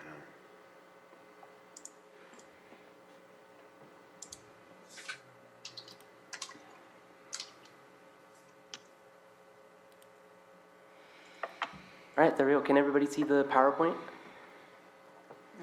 1 second is not being Okay. shared yet. I'm sorry. No, no worries.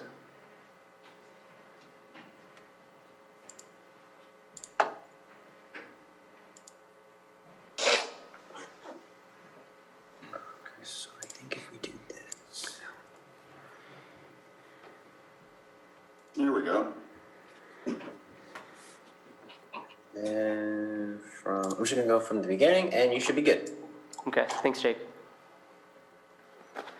Okay, hello everyone. So today I'll be presenting the major use permit for a commercial cannabis cultivation application. The applicant, as mentioned before, is Alex Beck. So I'll go ahead and start right off. So basically what I'll be going over today is the permit request. I'll be explaining the project description as well, give a little bit of description of the site itself. We'll move into the project analysis, and then finally I'll go ahead and go over with staff's recommendations and conditions as well. So to start things off, the applicant does seek approval of a major use permit. They're planning on cultivating 58,320 square feet of all outdoor cannabis located within, that's a typo error, it should be 68 it should be 68,400 square feet. Sorry, I did not change that out at the time. So the cultivation area being 58,000 square feet with 320 as well is approximately 2.4% of the total area to be cultivated on the site. As you can see on the right-hand side, I do have a zoning map outlined there. You'll notice that there's 2 parcels associated with this cultivation area. On the left-hand side, that's where the left parcel cultivation will be located at. The applicant is proposing to use the clustering method, which is an allowable use within Article 27 of the Lake County zoning ordinance. So staff has determined that the project does qualify for this license, these licenses that their applicant is applying for in reference with Article 27, subsection AT. On this slide, I wanted to go ahead and just outline a little bit about what the applicant is applying for in terms of licenses. So he'll be applying for 3 license types, 4 licenses total. It's going to be a 1A Type 3 outdoor cultivation license, which allows up to 1 acre, an A Type 2 outdoor cultivation license, which allows up to 20,000 square feet, and then 2 A Type 1C licenses, which allow up to 2,500 each. Pardon me. So the site is approximately 4.2 miles northwest from the community growth boundary. As many people might be familiar, this is north of Upper Lake area, but it is not located within a community growth boundary. So a little bit about the application. Again, the proposed use is located at 13306 Elk Mountain Road. The parcel he will be using as clustering, which he will not cultivate on, is 13052 White Rock Canyon Road in Upper Lake, California. And the cultivation site is actually located in previously disturbed area, which I'll dive into a little bit in the environmental analysis portion. So the applicant proposes the cultivation to be in-ground over the existing vegetation, and additionally proposes to provide cover crop with the cultivation operation as well. So in the staff report, I'll be referring to the staff report on page 2. There are some things that are structures that are going to be proposed with the operation. So first and foremost, the applicant will propose a 6-foot-tall chain link fence, security fence with opaque privacy screening. There will be one 12-by-40 ADA accessible office with worker storage and bathrooms that will be located on site to accommodate the employees proposed. There will be 2 5,000-gallon above water groundwater storage tanks, which are existing. 1 360 square foot chemical and fertilizer storage area, 2 4x6 non-hazardous waste storage structures, and then 1 8x20 and 2 8x40 storage containers. So according to the applicant's proposal, the hours of operation is going to be Monday through Friday, 7:30 a.m. to 7:30 p.m., and the operation could potentially have up to 5 max employees per peak shift. So I wanted to dive in a little bit further into the proposal. The cultivation area will be irrigated with a drip irrigation system. So the drip irrigation system is pretty common with cannabis cultivation operations. So in this project, there will be an irrigation pump that feeds the water from the storage tanks, along with a PVC pipe to a series of secondary plastic irrigation lines. So in reference to the applicant's property management plan, the applicant does propose an estimated water use of 200,000 to 250,000 gallons per year, which will be drawn from an on-site permitted well. And the applicant has provided county staff with material from it being permitted, and it does draw 15 gallons per minute, which with some calculations, it translates to approximately 7,889,237 gallons per year, which is sufficient to support the proposed water usage. So just kind of playing a little bit with numbers, that would translate to approximately 3.1% of total usage from the proposed water use and the water available per year. Additionally, to add to that, a condition of approval has been added that requires the applicant to install a meter that continuously measures the water level. And also, the applicant will be required to maintain a record of all data collected and will provide the report of the data to the county on an annual basis that comes as part of the annual inspection.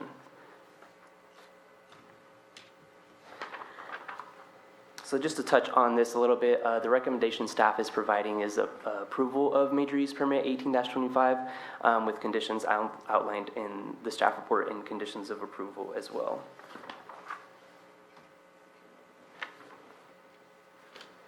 So I'll go ahead and start talking about the site and kind of a little bit more information. I did provide some photos as well, so the commissioners and the public can get a little bit of a visual in regards to that. So as explained before, the applicant accesses the property off of a private driveway off of Elk Mountain Road. Elk Mountain Road is a county-maintained road. So in regards to the 4290 and 4291 road standards, there are some requirements that the applicant will need to meet, which are pretty simplistic and not necessarily in regards to the road. As per our building division, the site was deemed compliant with 4290. He did need to add maybe a little bit of more clear signage to identify the site with an address posting. So the site is approximately 54.96 acres combined with both parcels together. It is rural residential zoning, which does support a commercial cannabis cultivation license. What you're looking there at the presentation is a photo of the site. Just to explain a little bit, that's looking towards the cultivation site from the driveway. There is some trees along the front property line, which I'll touch on a little bit later in this presentation as well. But just to reiterate, it is approximately 2.4% that's going to be cultivated in relation to the property size. So here is one of the site plans. You will find it in the attachments with the staff report. I just wanted to put it in here just so you can get a little bit of a visual, so you can see how the cultivation site will be organized. The applicant does meet the minimum setback requirements from both property lines, and as many are familiar with the area, there is Middle Creek that traverses through the secondary parcel, which is not to be used for cultivation, but the applicant does provide the minimum setback requirements from both the creek and property lines. So a little bit about the project analysis. Staff did review that the project was concurrent with the Lake County General Plan, the Upper Lake Nice Area Plan, and the zoning ordinance. So through the review process, staff was able to determine that the project was consistent with the county ordinances and policies as well as the plans. And again, commercial cannabis cultivation is a permitted use in the rural residential rural residential district, and with the issuance of a major minor use permit in reference to Article 27. In this slide here, I just went ahead and provided a little bit of an aerial map or a vicinity map. The proposed use is consistent with the proposed land use. Topography is 0 to 10%, so it's really flat out there, as you could see in that first picture I showed in the presentation. So that's where the cultivation will occur, and again, it's not located within a community growth boundary. So staff did go out and do a site visit, so I'll provide those pictures here, and I already explained the 4290.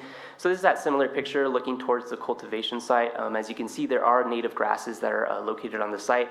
To staff's understanding and the proposed documents, the applicant does not seek to do removal of vegetation. If anything, he'll be using it as a crop cover and additionally planting more crop cover for the proposed cannabis cultivation operation. And then this is the view from the end of the driveway, and the cultivation site is on the right-hand side, but you're looking towards Middle Creek, so just kind of where those trees are at, a few feet more forward, and you'd be able to see the creek, which is identified as Middle Creek. Okay, so in regards to the California Environmental Quality Act, the recommendation that staff is proposing is that the major use permit submitted by Alex Beck be categorized as categorical exemption through two class exemptions, which is class 3. and Class 4. So one being new construction or conversions of small structures, and the other being minor alterations of land. As staff determined that the project had no impacts on the environment due to the implementation of the project. So I'll be referring to page 9 of the staff report. I've outlined it a little bit and give a little bit more information in regards to this and how staff came to this determination. So first things first, the proposed project is located on a site that's been previously disturbed with ag activities. The parcel was historically used for a black walnut orchard, and additionally the parcel was also used for fodder grasses, which could include winter rye, barley, and other pastures. For pasture grazing of livestock, which included horses and cattle. We did have a biological assessment submitted by the applicant first. There were some potential concerns in that biological assessment. With further research, staff did reach out to the applicant, and both the applicant and the county work closely on identifying an appropriate pathway on this matter. The biological assessment first identified that there was a potential impact on sensitive species when the biologist first went out there, but the applicant went ahead and reached out to the same company and same biologist, and the biologist did provide a supplemental letter, which you'll find in attachment 7, I believe, of the staff report. It should be the last attachment. And in that letter, the biologist did identify that the parcel had been heavily impacted by past agricultural practices that date back to 1951, and determined that the potential species identified in the original biological assessment had low to no impact from the disturbance, and disturbance from the planting of livestock and fodder and cattle grazing both contributed to that matter. The proposed project will not significantly impact any plant or animal species, as no critical or sensitive species habitat were observed within the project area. Additionally, one of the other matters that came up, which I've identified in the staff report, was the potential of a smaller or minor creek passing through the cultivation site. It was identified in county resources, but with further research and further assistance from the biologist, the biologist identified that since there was previous impact in the same footprint that Alex Beck will be cultivating in, that the creek actually has already been impacted, and there would be no further impact from the cannabis cultivation operation. Additionally, the State Water Board does not recognize this water course as a protected water course. Therefore, the proposed project will not create any further impact. In addition, the proposed project has a 100-foot setback requirement from Middle Creek, which is the bigger creek on the northeastern side. In regards to the cultural resources, there was a cultural resource evaluation that is dated April 14th, 2019.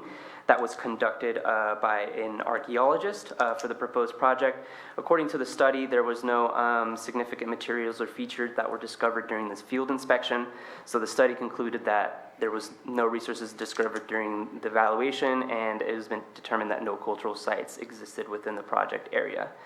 Additionally, the project will not involve removal of healthy, mature scenic trees, and development will not occur within officially mapped severe geological hazard areas or earthquake fault zones.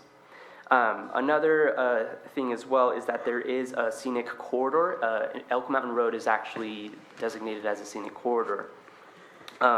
However, the applicant has provided with their application a minimum of a 200-foot setback from the front property line adjacent to Elk Mountain Road, when the minimum requirement is 100 feet per Article 27 of the Lake County Zoning Ordinance. And as I mentioned earlier, there were some trees on site along the front property line that act as a barrier. It doesn't completely screen the cultivation area, but with the applicant's proposal, he does propose to install additional vegetative screening along the front property line, which would act as a visual barrier as well, and therefore no impacts to the scenic corridor are anticipated. Lastly, the project will not involve installation of new structures that exceed 2,500 square feet in the floor area. As proposed with this project, the new construction consists of 1,688 square feet total with new construction. So both of these exemptions were applied for this project. Both exemptions applied to the project for cultivation, and the structures are in assistance to the cultivation operation or accessory to the operation. So that's where staff made the determination that the project would be categorically exempt. So there are major use permit findings that need to be met in order to meet the permit requirements and recommend approval. So on the left-hand side, we have Article 51 findings, and on the right-hand side, we have Article 27, which is the commercial cannabis cultivation ordinance. So just to touch on a few, the project is shaped adequately, and it's sized adequately to support the license types. For an A-type 3, it's a 20-acre requirement. For an A-type 2, it's another 20-acre requirement. And then it's 5-acre requirement for the Type 1C's licenses, which the applicant does provide or does have enough area to apply for those licenses. The project does have adequate public and private services. They do have a permitted well on site. They do have a conforming or a compliant road to go to the site. Elk Mountain Road is county maintained, and this driveway has met the 4290 road standards with the turnarounds and turnouts as well. On the right-hand side, the project does comply with all development standards, and the applicant qualifies to make the application, which are the findings were outlined in Article 27. So what staff is recommending is to adopt the categorical exemption and approve the major use permit. There are conditions of approval that the applicant will need to meet, which are outlined in attachment 4 and the staff report as well. But other than that, that concludes my presentation, and the applicant is here today, so if you have any questions for staff or the applicant, we'll be more than happy to answer them. I think, could we possibly have you maybe come stand at the microphone so we can direct some questions to you before we open this up for public comment? And I'll go ahead and have you state your name for the record. Alex Beck. I'm sorry, I don't know if that was picked up. I threw the name. Alex Beck. Okay, thank you, Alex. You're welcome. First, I had a few questions for staff. What is we have some kind of regulation on storage containers, allowing storage containers on properties. Is that correct, Mark? Correct. And what is that? So in Article 68, they essentially have to be screened from public view, have like a wood or similar type siding to make them look more like a natural structure, and equipped with some type of roof pitch. Okay. And you're aware of that? Yes, sir. Is the applicant? Correct, yes. Okay, thank you. And I also had, so Department of Water Resources didn't have any comments for Middle Creek at all. Because Middle Creek does have a monitoring station at the lake that gets monitored at least once a year for contaminants. Yeah, so when I picked up this project, I rerouted it out to all the agencies for request for review. The agency comments you see in the attachments, that's the ones we have received. So. Okay. And then what was the water level across that property in the flooding of I think that was 2018, 2019, when Middle Creek flooded pretty bad? Do you guys know? Because I know at least further downstream it was 300, 400 feet over its banks. I mean, the water level was 6-7 feet deep in areas. Are you aware of any of that? Yeah, well, I wouldn't know how to answer that. I'm not too certain what the water level was. Maybe through other resources we would be able to get more information on that. If I might chime in, the Central Valley Regional Water Quality Control Board came and did a site inspection, and they did a delineation for the top of bank based on historical 100-year flood marks. Okay. And so that information is also available via a FEMA map that you guys have on file, and it shows the flood zone overlay for that, and I believe that's included with, And you're outside of that area? oh, yeah, yeah, yeah. Okay.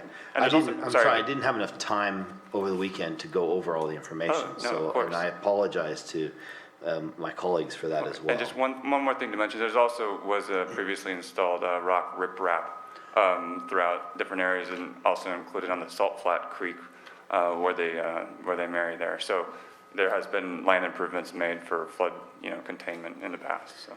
Okay.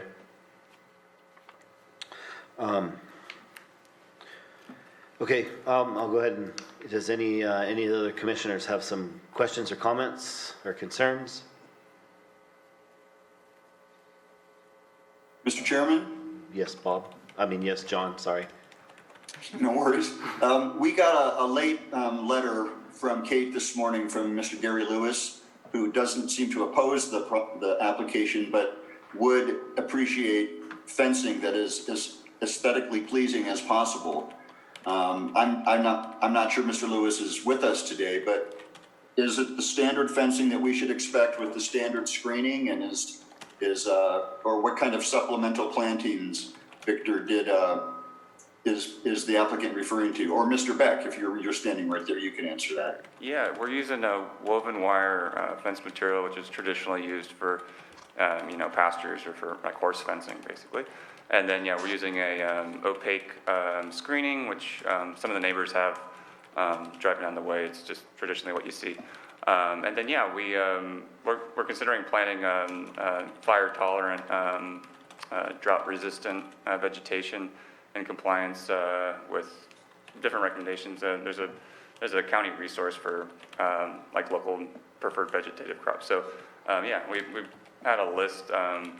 But we very much understand and are concerned as well with maintaining and preserving the scenic integrity. And, we totally understand how there are a lot of operations that do, I believe personally, are an eyesore. And so we absolutely want to be as, not noticeable, as inconspicuous as possible, and just try to blend in with the surrounding, vegetation and with agriculture. Thank you. You're welcome. Well, and this is a fairly heavily traveled recreation area, for the Elk Mountain OHV recreation area, and then also Lake Pillsbury too. Absolutely. Yeah. Does anybody else? John, Bob, are you? No. Okay. Let's go ahead and open it up to, well, go ahead. No, it's okay, my voice changed. I wasn't trying to answer for you. It's just so delayed. Eagle? I have no questions at this time. Okay, thank you. Let's go ahead and open it up for public comment. Actually, if we could we probably have to disinfect this now, don't we? I can. Here comes Sam. Okay. We have to have the microphone when you answer, so we don't have any other microphones that we could use, do we, Sam? We don't have any other microphones. Not now. Okay.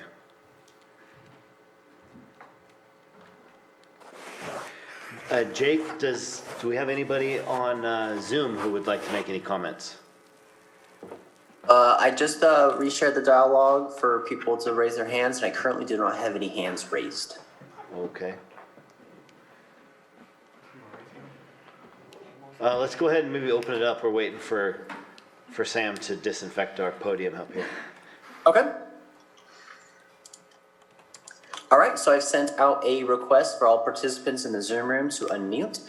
If you would like to make a comment, please unmute yourself and state your first and last name.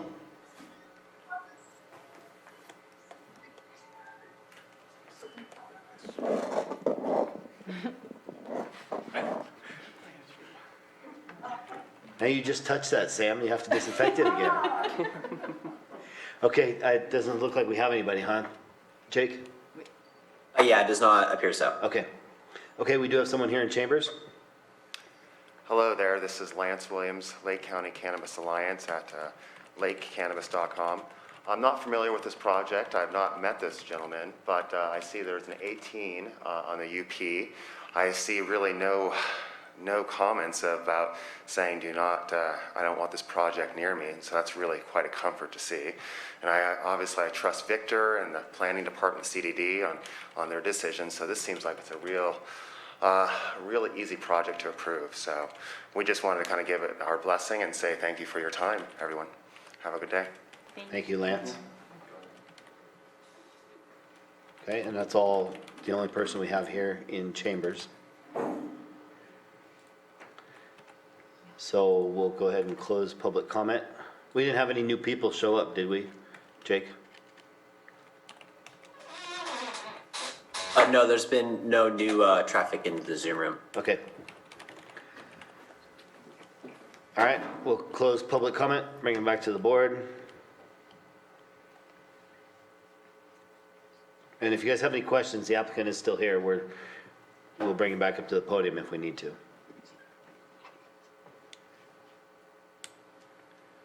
Okay. I guess I'm the only one. I'm the only one in here today. Nobody wants to make any noise. I don't have anything. Okay. I also can't make motions, so whenever someone else wants to speak. Commissioner Malley, your final motion? I appreciate the, aw.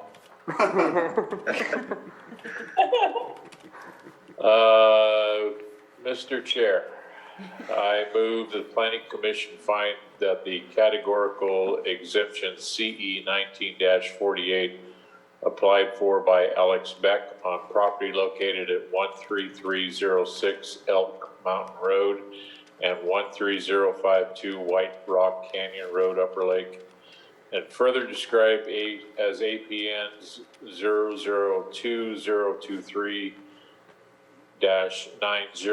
and 002-023-93 will not have a significant effect on the environment, and therefore a categorical exemption shall be approved with the findings listed in the staff report dated September 14th, 2020. Second? Commissioner Hess, Yes. Commissioner Malley, Yes. Commissioner Brown, Yes. Commissioner Price, Yes. Commissioner Sinrum. Nay. Always says no. Mr. Chair, major use permit, UP 1829, I move the planning commission find that the major use permit UP 18-29 applied for by Alex Beck on property located at 13306 Elk Mountain Road and 13052 White Rock Canyon Road, Upper Lake, further described as APNs 002-023-90 and 002-023-93. It's not on there, but does meet the requirements of section 51.4 and article 27, section 1, sections I, G, and III of the Lake County zoning ordinance, and the major use permit to be granted subject to the conditions with the findings listed in the staff report dated September 14th, 2020. Second? Commissioner Hess, Yes. Commissioner Malley, Yes. Commissioner Brown, Yes. Commissioner Price, Yes. Commissioner Sinrum. Yes. Motion carries. I would like to note that the applicant or any interested person is reminded that the zoning ordinance provides for a 7 calendar day appeal period. If there is a disagreement with the planning commission, an appeal to the board of supervisors may be filed. The appropriate forms and applicable fee must be submitted prior to 5 p.m. on or before the 7th calendar day following the commission's final determination. Okay, and that concludes our second item on the agenda. And since there's nothing else, we will go ahead and, no, I'm just kidding. Do we have any untimed staff update? Office news? We do. Is there anything you guys have you want to? Well, it is Commissioner Malley's last. Oh, I thought it was something important you were going to talk. No, I'm We can do that, or we can, Mark Do- has, Yeah, do we want to do the office news first, or do we want to take care of our retiring colleague? Take care of the office news first. You're not getting away that easy, Bob. Mark. Okay, Mark. So this is Scott DeLeon. I don't know if Tokara or Mark, who's going to perhaps tee up. We've got some presentation that we'd like to make as part of our untimed, our untimed item here. Mark is here. Is that what you're going to do, Mark? Or no? Mark looks like he's like a deer in the headlights, so. Perfect. Go for it, Scott. Or Takara. Okay. Well, I'm looking at the screen and I'm looking for our staff member. Is Catherine prepared to make her presentation? which one? Come up here. Oh, we do. It'd be the hemp. Okay, we do have, she is here.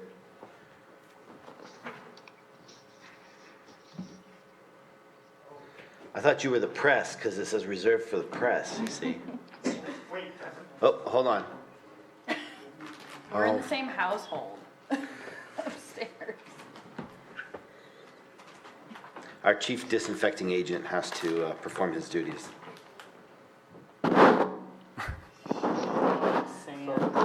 Turn it off. Don't forget the armrests on the chair. Oh, I'm supposed to do you too. What's that? I'm supposed to do you too.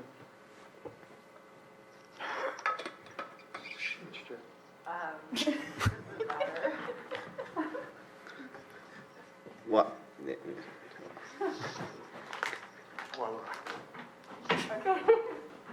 Thank you. Too bad you guys aren't here to witness this. You're missing all the We can fun. see, we can see. We're dragging Commissioner Malley's last day out as far as we can. I've earned this buck. Wait, before we adjourn, can we take a 2-hour lunch break? Okay, go ahead. Hi. So Catherine, just give me 1 second here. I'm gonna introduce Catherine Schaefer's. Catherine is one of our newer planning assistants and is just doing an absolutely wonderful job with us. She's going to make a presentation on, for your information about the industrial hemp. I'm looking for a nod there, Catherine, that's what you're planning on doing. All right, beautiful. So I will turn it over to Catherine and take it away. Hello, good morning or afternoon. I'm not quite sure what Still time morning. it is. Okay. My name is Catherine Schaefers. I am a new assistant planner here with the CDD. And today we're going to give you an overview of what's been happening with industrial hemp here with the CDD, as well as the general process for the CDFA, as well as the Department of Ag, but mostly focusing on the Community Development Department. So for this presentation, we also have a PowerPoint. So fingers crossed it'll be all right. It can also be found in the eDrive. It's also been emailed, so just a moment here while we poke through it.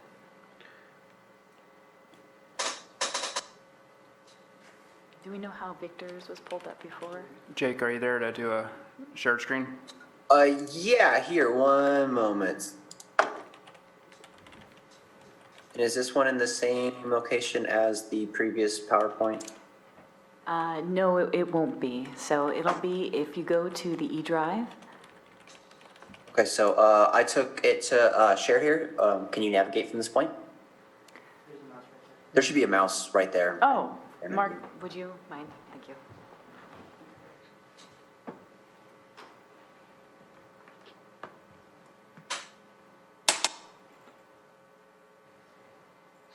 So it should be under planning. Drive.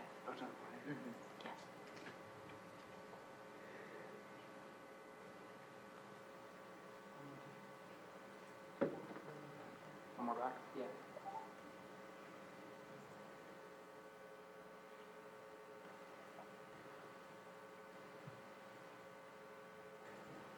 And then annual cannabis and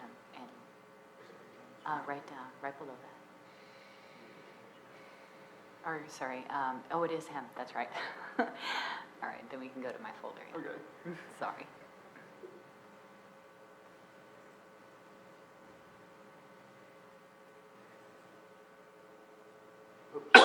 No, no. Why not open that up? Just opening up Jake's email, it's all right.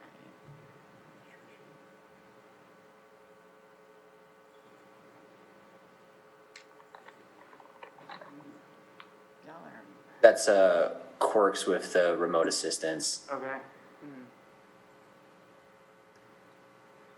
Randomly pops up. And projects, and then, So perhaps while they're working on that, I'll fill some space here with some additional department updates. As you're probably aware, the board approved our department budget this year, and it results in a cannabis division. We're really excited about. We're going to be starting some recruitment for that just as soon as we can get all the paperwork through the processes, and so we're really excited about that.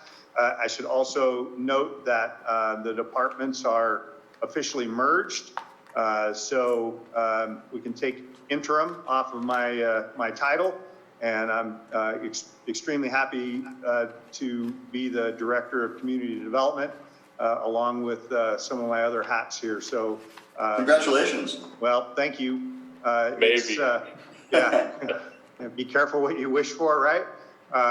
No, we're really excited, and we're making some steps forward, and looking forward to that. And some of our newer staff are certainly helping transition towards that. So she looks like she's ready to go. So I'll turn it over to Catherine. all right, thank you very much. And like I said, this is going to be an overview of industrial hemp, specifically for the Community Development Department and how we've been undertaking this new process. All right, so let's go ahead to the next slide. you do it. Oh, thank you. All right. Okay, so first let's go ahead and start off with the definition of hemp. In sum, hemp and cannabis are from the same plant. It's just the amount of THC, or delta-9 tetrahydrocannabinol concentrate. That's what makes the difference. So if there's no more than 0.3% on a dry weight basis, that is what hemp is. Cannabis is anything that's over that percentage. So when you look at a hemp plant and a cannabis plant, they look very similar. So in order to truly tell between the two, there are means of testing that. And so we'll be going into that a little bit later. The CDFA has put some proposals forward as far as legislation that's going to help tell the difference. So that'll be at the end of the presentation. But for now, definition of hemp is 0.3% on a dry weight basis. Over that of THC, you'll get cannabis. Below that, you'll get hemp. All right. Okay, so as an overview, on February 12th, an amendment was made to the zoning ordinance allowing the Community Development Department to issue zoning permits for hemp. Since that time, 6 zoning permits have been issued for industrial hemp. We are part of a larger process that starts with the Department of Agriculture, though. So the Department of Agriculture has an applicant fill out the initial industrial hemp permit for them. When that applicant has filled out their materials, those materials are then forwarded on to us. I know this is small, but this is a summation of how the process goes. So it starts with the Department of Agriculture having the applicant fill out their permit for hemp. Those materials are then forwarded to us in the Community Development Department. That can either be via email, physical mail, or sometimes the applicant will drop by with those materials. So in our zoning ordinance, we have a small section for industrial hemp. It is section AB in Article 27. There are 5 major bullet points to look for when we do take a look at these hemp applications. The parcel shall contain a minimum of 1 acre for indoor or greenhouse cultivation and a minimum of 5 acres for outdoor cultivation. Number 2, if grading is required, all grading shall comply with the standards set forth under Chapter 30 of the Lake County Code.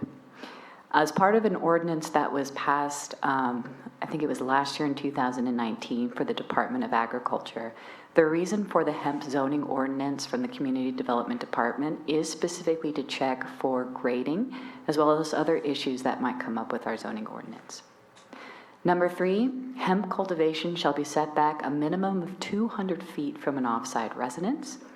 If the hemp cultivation site is within that, then a waiver must be obtained from the neighboring property owners. Number 4, hemp cultivators are prohibited within 1,000 feet of a community growth boundary. And number 5, seed production of any type shall be only grown indoors or within an engineered greenhouse with filters.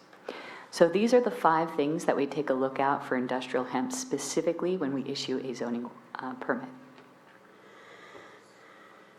Okay, so what we see from the Department of Agriculture, their permit has 4 major parts. The first is the permit application, and then we see the applicant supplemental page, and then the cultivation site supplemental form, and then any other necessary documents, for example, a grant deed, maybe IDs, or anything that goes with that specific application.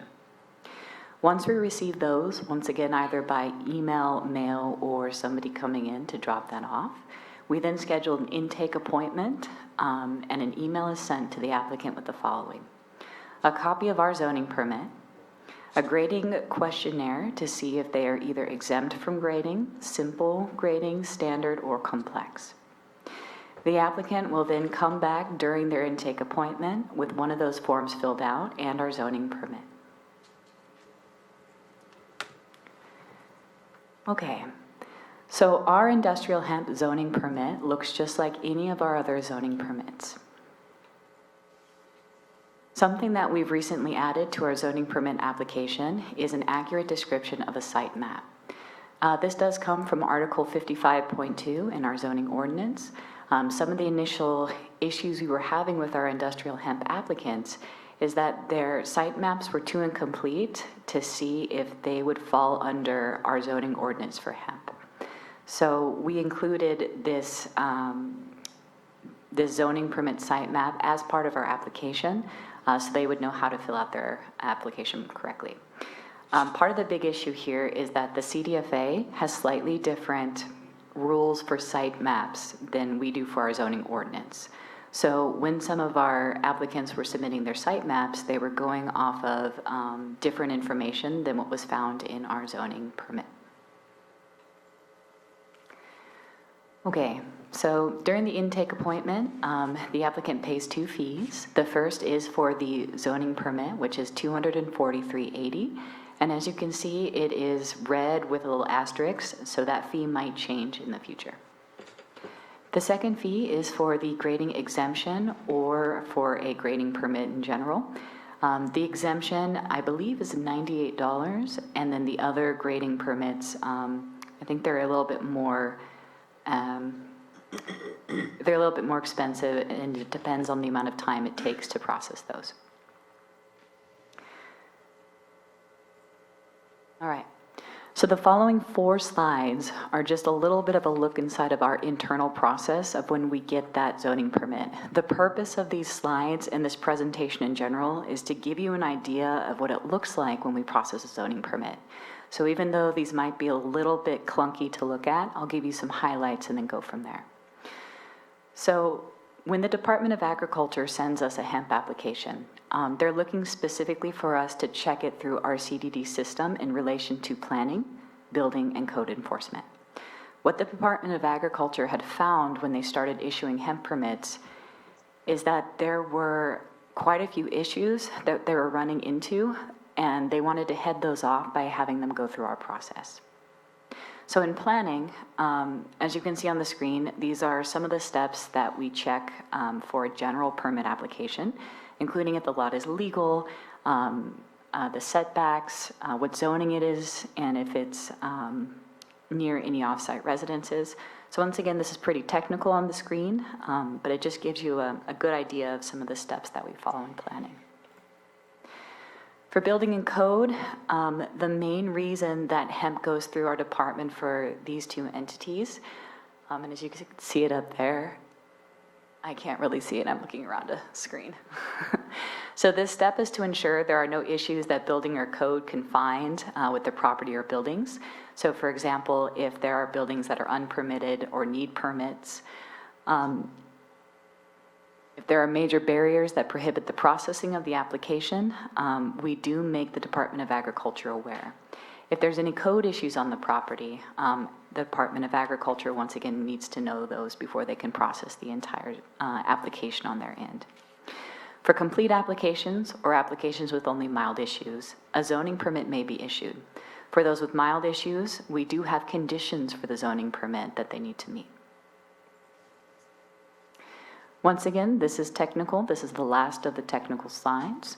When you grant a zoning permit, there are a number of steps to follow.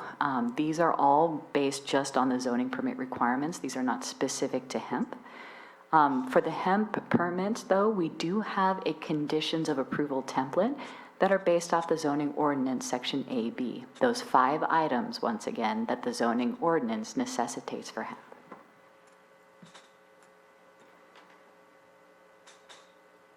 Once again, this is technical information. Okay, so after the applicant has been issued a zoning permit by us, it goes back to the Department of Agriculture. The Department of Agriculture can then continue to process their application, sending out the application to different agencies to check to make sure that it meets everything it needs.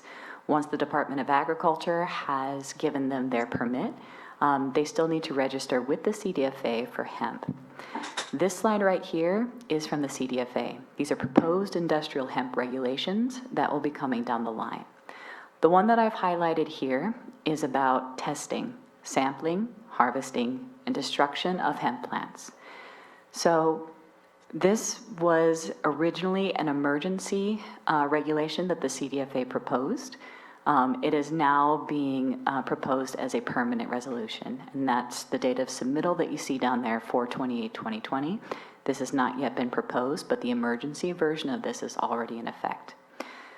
What this says is that it gives an idea of how the CDFA, and by extension the Department of Agriculture, will be able to regulate the testing of hemp to make sure that it is different from cannabis. That was the main issue with hemp in the beginning when we were regulating it via our permits. So this is proposed regulation coming down the line that will afford the Department of Agriculture and the CDFA more leeway in testing of hemp plants.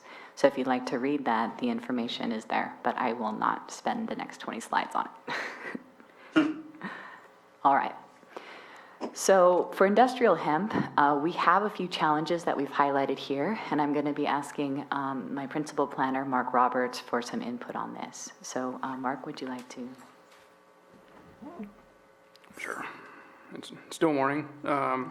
So some of the challenges we have are the existing access and the 4290 and 91 requirements is if someone's just cultivating and we find out that they want to process or they want to propose processing, the access requirements can change significantly. They now have to become up to commercial standards. And I do have Mike here from our code enforcement who can go into the more detailed aspects of what requirements they have to meet specifically. But in terms of challenges, say one comes in and their outdoor cultivation, we are doing their site visit and they want to come back and start processing, or they have an existing building they want to process. One of the challenges is the existing access would have to be improved, which could cross multiple property lines, which could be like a private shared access easement with restrictions, or widening the road, which could trigger a grading permit and then potentially environmental review and other scientific studies such as an ARC and biological report. The zoning permit is a part of a larger process with other agencies. There's some zoning permits that we're just able to issue right over the counter, such as like a home occupation to allow one to have an office, or a granny unit if someone wants to construct a granny unit. The challenging part of processing the hemp permits is there's various aspects we have to look into prior to issuing it. Sometimes it can be fairly quick, and sometimes it's several hours of research and coordinating with various departments and other agencies, and it's time consuming. The site plans, like Catherine mentioned, it's the different aspects of and requirements of the site plans. You know, the CDFA requires certain things, and then we as a county agency and other agencies that we work with require specific things to be on that site plan. And it's just making sure we're coordinating with the applicant, but it also causes a delay in processing their use permit, or zoning permit, sorry. And then the conditions of approval. We have those 5 conditions of approval, but say they're processing or upon inspection, there's certain violations where we can still issue. We'll have to add additional conditions of approval that may restrict or not allow them to operate until those requirements are met. And those are some of the challenges that we're coming across, and as industrial hemp cultivation is becoming new to our county. All right, so to end the presentation here, after we've presented, what we've done with hemp so far, we're asking to see if you have any questions for us or any input on the process. And to add to that, for the emerging regulations for processing, testing, and that are up and coming, some guidance or insight of how you would like to regulate that, or direction for our department to create zoning regulations and ordinance and bring that back before the commission for consideration, or thoughts and suggestions to begin that process. Mark, this is John Hess, Commissioner Hess. Yes. Do you have any information about the total amount of acreage planted by hemp versus cannabis? I'm just wondering how the two compare in the county. If I may, I can speak to that. This is Sure. Catherine Schaefers again. So our hemp applications, we've only granted 6. I'm currently working on 4, and there might be about 5 or 6 coming down the line in the near future. If you compare that to cannabis, where we have over 200 applications currently in our queue, and we've granted over 180 since 2018. So the acreage with cannabis for each of those projects varies, but for hemp, it is nowhere near the amounts that we're seeing with cannabis. Well, and we are down this year quite a bit from what we had as far as hemp last year. I do know just from driving around the county.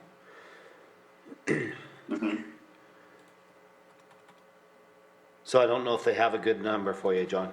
I don't have a number off the top of my head. Oh, no, that's very helpful. I just was, curious about, how the two compare. So there's no additional onslaught in terms of the intake. There in the courthouse, you're not flooded with hemp applications the way you are with cannabis applications, it sounds like. Not in compared to cannabis, no. Right, thank you.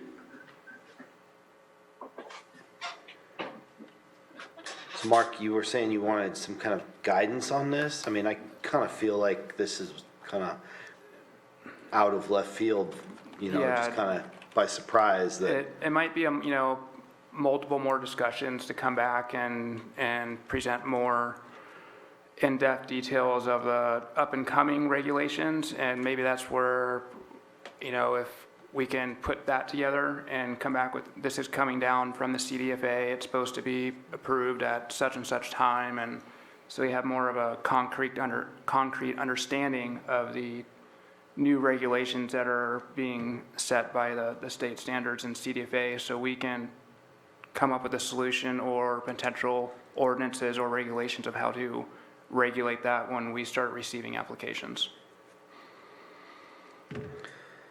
I think that makes sense. You know, for a while, the Planning Commission and the CDD had nothing to do with hemp at all, since it's an agricultural project.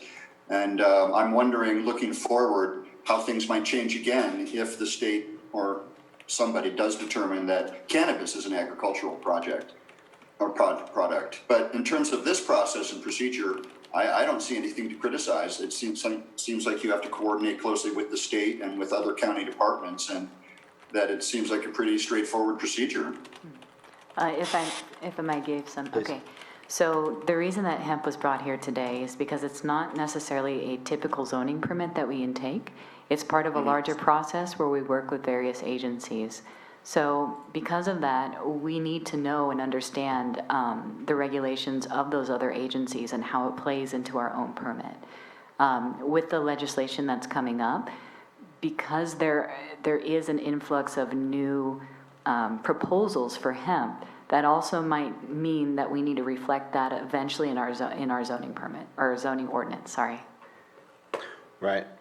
And I think it's going to be just like it was with cannabis, where it's kind of a fluid ordinance until everything gets finalized. And I don't know how we address that, whether we word something specifically in the ordinance to that aspect, that as things change, we have to change with them, or do we put something off until a certain date, or, you know, certainly we don't want to have something The ordinance set. is severable. What's that, And so John? even if there is something that has to be tinkered with, it doesn't affect the entire ordinance. Right. And how, so these permits would be something like somebody wanting to plant a vineyard, correct? Or how different? I mean, obviously it's a different product and regulated slightly differently, but I mean, it's agriculture.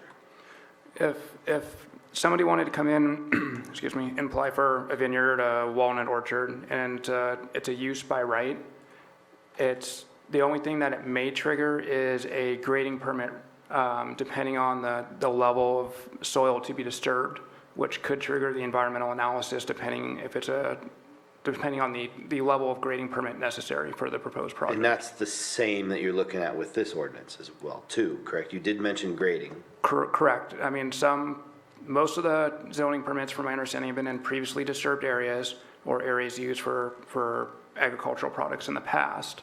We haven't had a parcel correct me if I'm wrong, Catherine, that has required a standard or complex grading permit yet. Nothing more than exemptions. Actually all of the hemp zoning permits that we've issued at most have done disking as a traditional agricultural practice, and that's it. Right.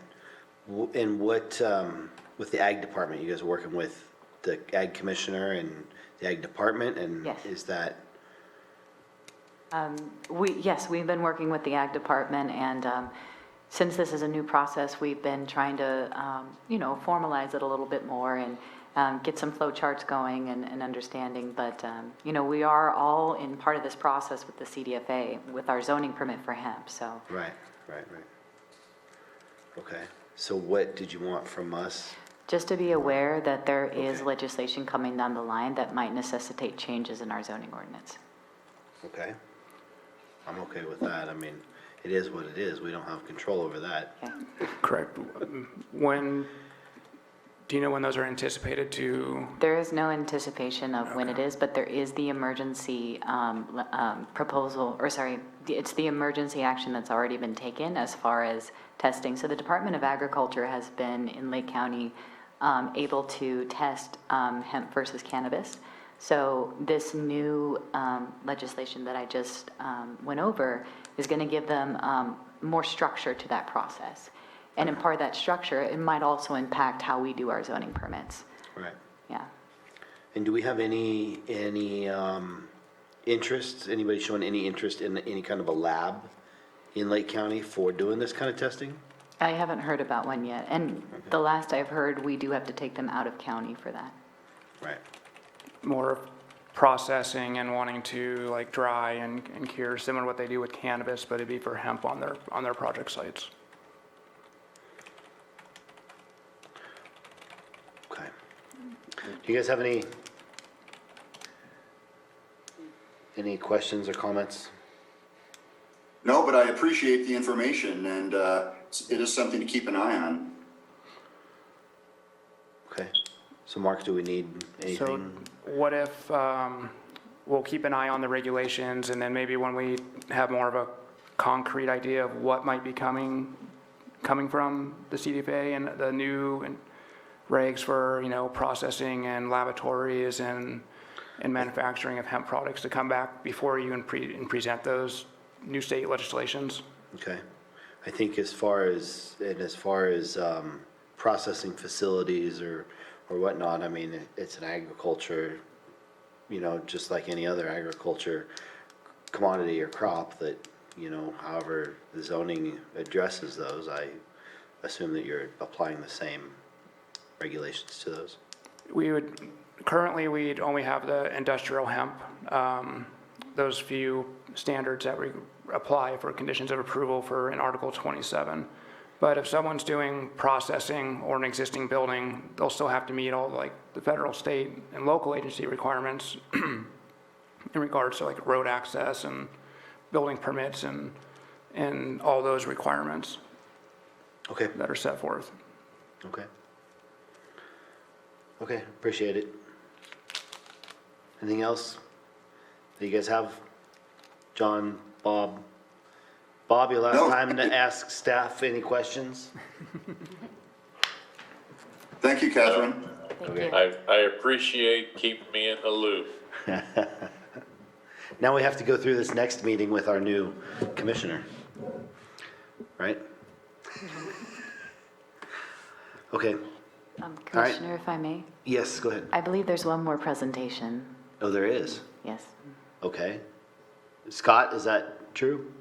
Well, we do have another presentation for you if you want to take the time to do it. Catherine's also prepared a brief presentation on our efforts to date on cannabis inspections, the annual inspections that are required by Chapter 27. Okay. If you'd like to hear that, we're prepared to do that. And recognizing that today is kind of a special day, and we kind of jokingly said we're prolonging this as long as we can, and I don't want to overstep our bounds here. So we'd be happy to make a presentation on what we've done so far on the inspections. What do you feel, it's Your like call. 20-minute presentation? It'll be brief, yes. Wow. I had coffee this morning. Mr. Chair? Yes, John. I'm certainly happy to hear an additional presentation. And with all respect to our retiring colleague, I just wonder if it might make more sense to hold that until the next meeting so that the information doesn't have to be repeated for an incoming commissioner. Well, that's certainly a good point. Just put it out there, that's all. Well, it is up to us, and I realize that nobody else seems to want to talk too much today besides me, but it's not solely up to me. No, I was thinking of saving staff time for not having to do a duplicative presentation. Well, there is that too.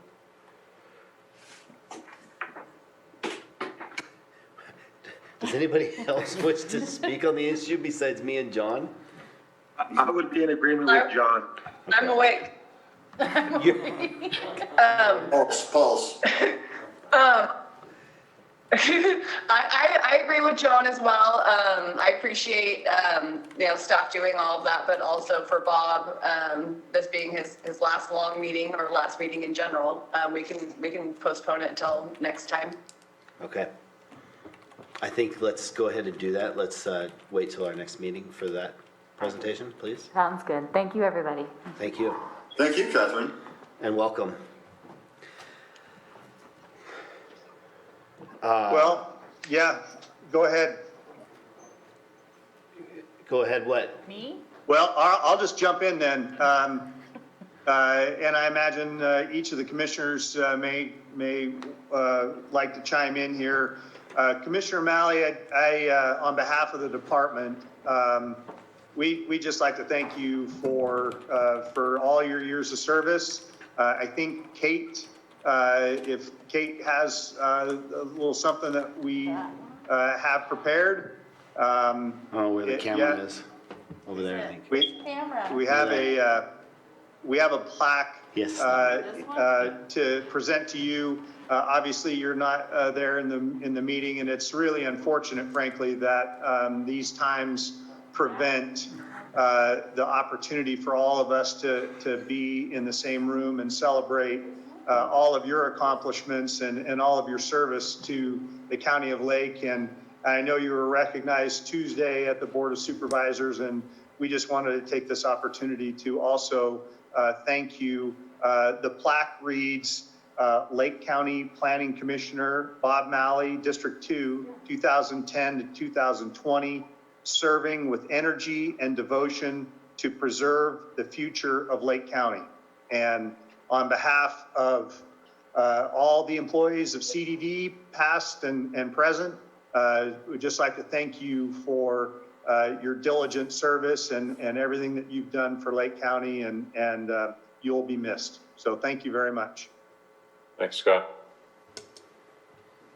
Okay, we're trying to show the plaque here for you, Bob, so you can get a look at it before you get it in person. We're working on it. That's here. don't anybody hurt themselves. I certainly appreciate your, there you go. That looks nice. Very nice, thank you. Very nice. I have appreciated picking your brain for some knowledge through our last few years as colleagues on the Planning Commission, Bob, and I will certainly be missing your knowledge. And Bruno will be bringing you your plaque today or tomorrow or at some point. I have to email him again to remind him. No Bob, you're a problem. wonderful Thank you. colleague and friend. Thanks, John. And I'd like to say Yeah, I thank feel you as bad, well. Bob. Well, hold on, Eagle. Yeah, I know how you feel. Go ahead, Eagle. Yes, Bob, I want to congratulate you on your time, all your recognition. I've come before you as the vice chairman and tribal chairman of my tribe, also as a tribal historic preservation officer for the Big Valley Band of Poma Indians, now as a colleague, and I appreciate your understanding, your overall knowledge of Lake County, taking into considerations everybody's input. You're definitely going to be missed, and I want to thank you for your time, and I hope you enjoy yourself and maybe tune into some of the meetings as they continue on. Thank you. Thanks, Eagle. And we've always been colleagues. I appreciate that. Thank you. Enjoy your time on the road. And I think, Christina, did you have something you wanted to say? Give her a second. All I said was, Bob, you know how I feel about you. Because my delay is ridiculous. I'm so sorry. I'm giving you a hug right now. Thank you. Absolutely. Okay, thank you again, Bob. Well, thanks. I appreciate it, guys. We're going to be taking off for a couple, 3 weeks, first part of next month, and then looking forward to cross country coming up in the near future. So we'll think of you. I'm not going to be tuning in, I'm sure, but you guys keep fighting the good fight. And, you know, make your decisions as best you can for the best of Lake County, and you'll always be on the right side. So, and I don't know what happened with the record keeping, but I believe, and Supervisor Smith agreed with me. I was appointed in 2007, but so I think I've got 13 years in, but I'll accept the plaque with the 10 on it. That works fine. Well, So Commissioner Malley, I actually went back through because Bruno had emailed me and asked me to clarify, and I went back through our minutes books, and it says that you're first, in the official minutes in the book, it says that you were the newest member on February 25th, 2010, and that it was your first meeting. okay, Well, he may have been it's the not newest way- member That's then. not the way that Jeff and I remembered it, but that's fine. I know I left the city council in 2006 in Clear Lake, and I thought he appointed me that very next year. But either way, it doesn't matter. It's been an honor. I started in 1967 as a cadet with the sheriff's office. Went through as a reserve officer, went through 1 year in the jail while I finished my education to get my AA, and went on the road as a patrol deputy in 1972, and of course got hurt in '84 and ended up having to retire in '85. But I've always given my best to my community, and I love the community, and I'm looking forward to things coming back around and changing back to where everybody gets along with each other. That's center of the road decisions make for a much easier life for everybody. So the extreme radicalism on either side it just drives me nuts. But you guys all take care, do your best job, and which I know you all will. And I want to thank you again for recognizing me today. And that'll be that. Thank you. Thank you. Been a pleasure. Thank you, Bob. Okay, if we have no further business, I suppose I'll entertain a motion to adjourn. Go for it. Or not, we can sit here. How about that final motion, Bob? Yeah. Mr. Chair, I make a motion to adjourn. All right, thank you, Second. Bob. All right, it's moved and seconded. If there aren't any opposition, we are adjourned. Beautiful. All right, Bye, everybody. bye, Bob. Cheers, Bob. Have a good day. Bye, Bob. Bye, Bob. Enjoy yourself, Bob.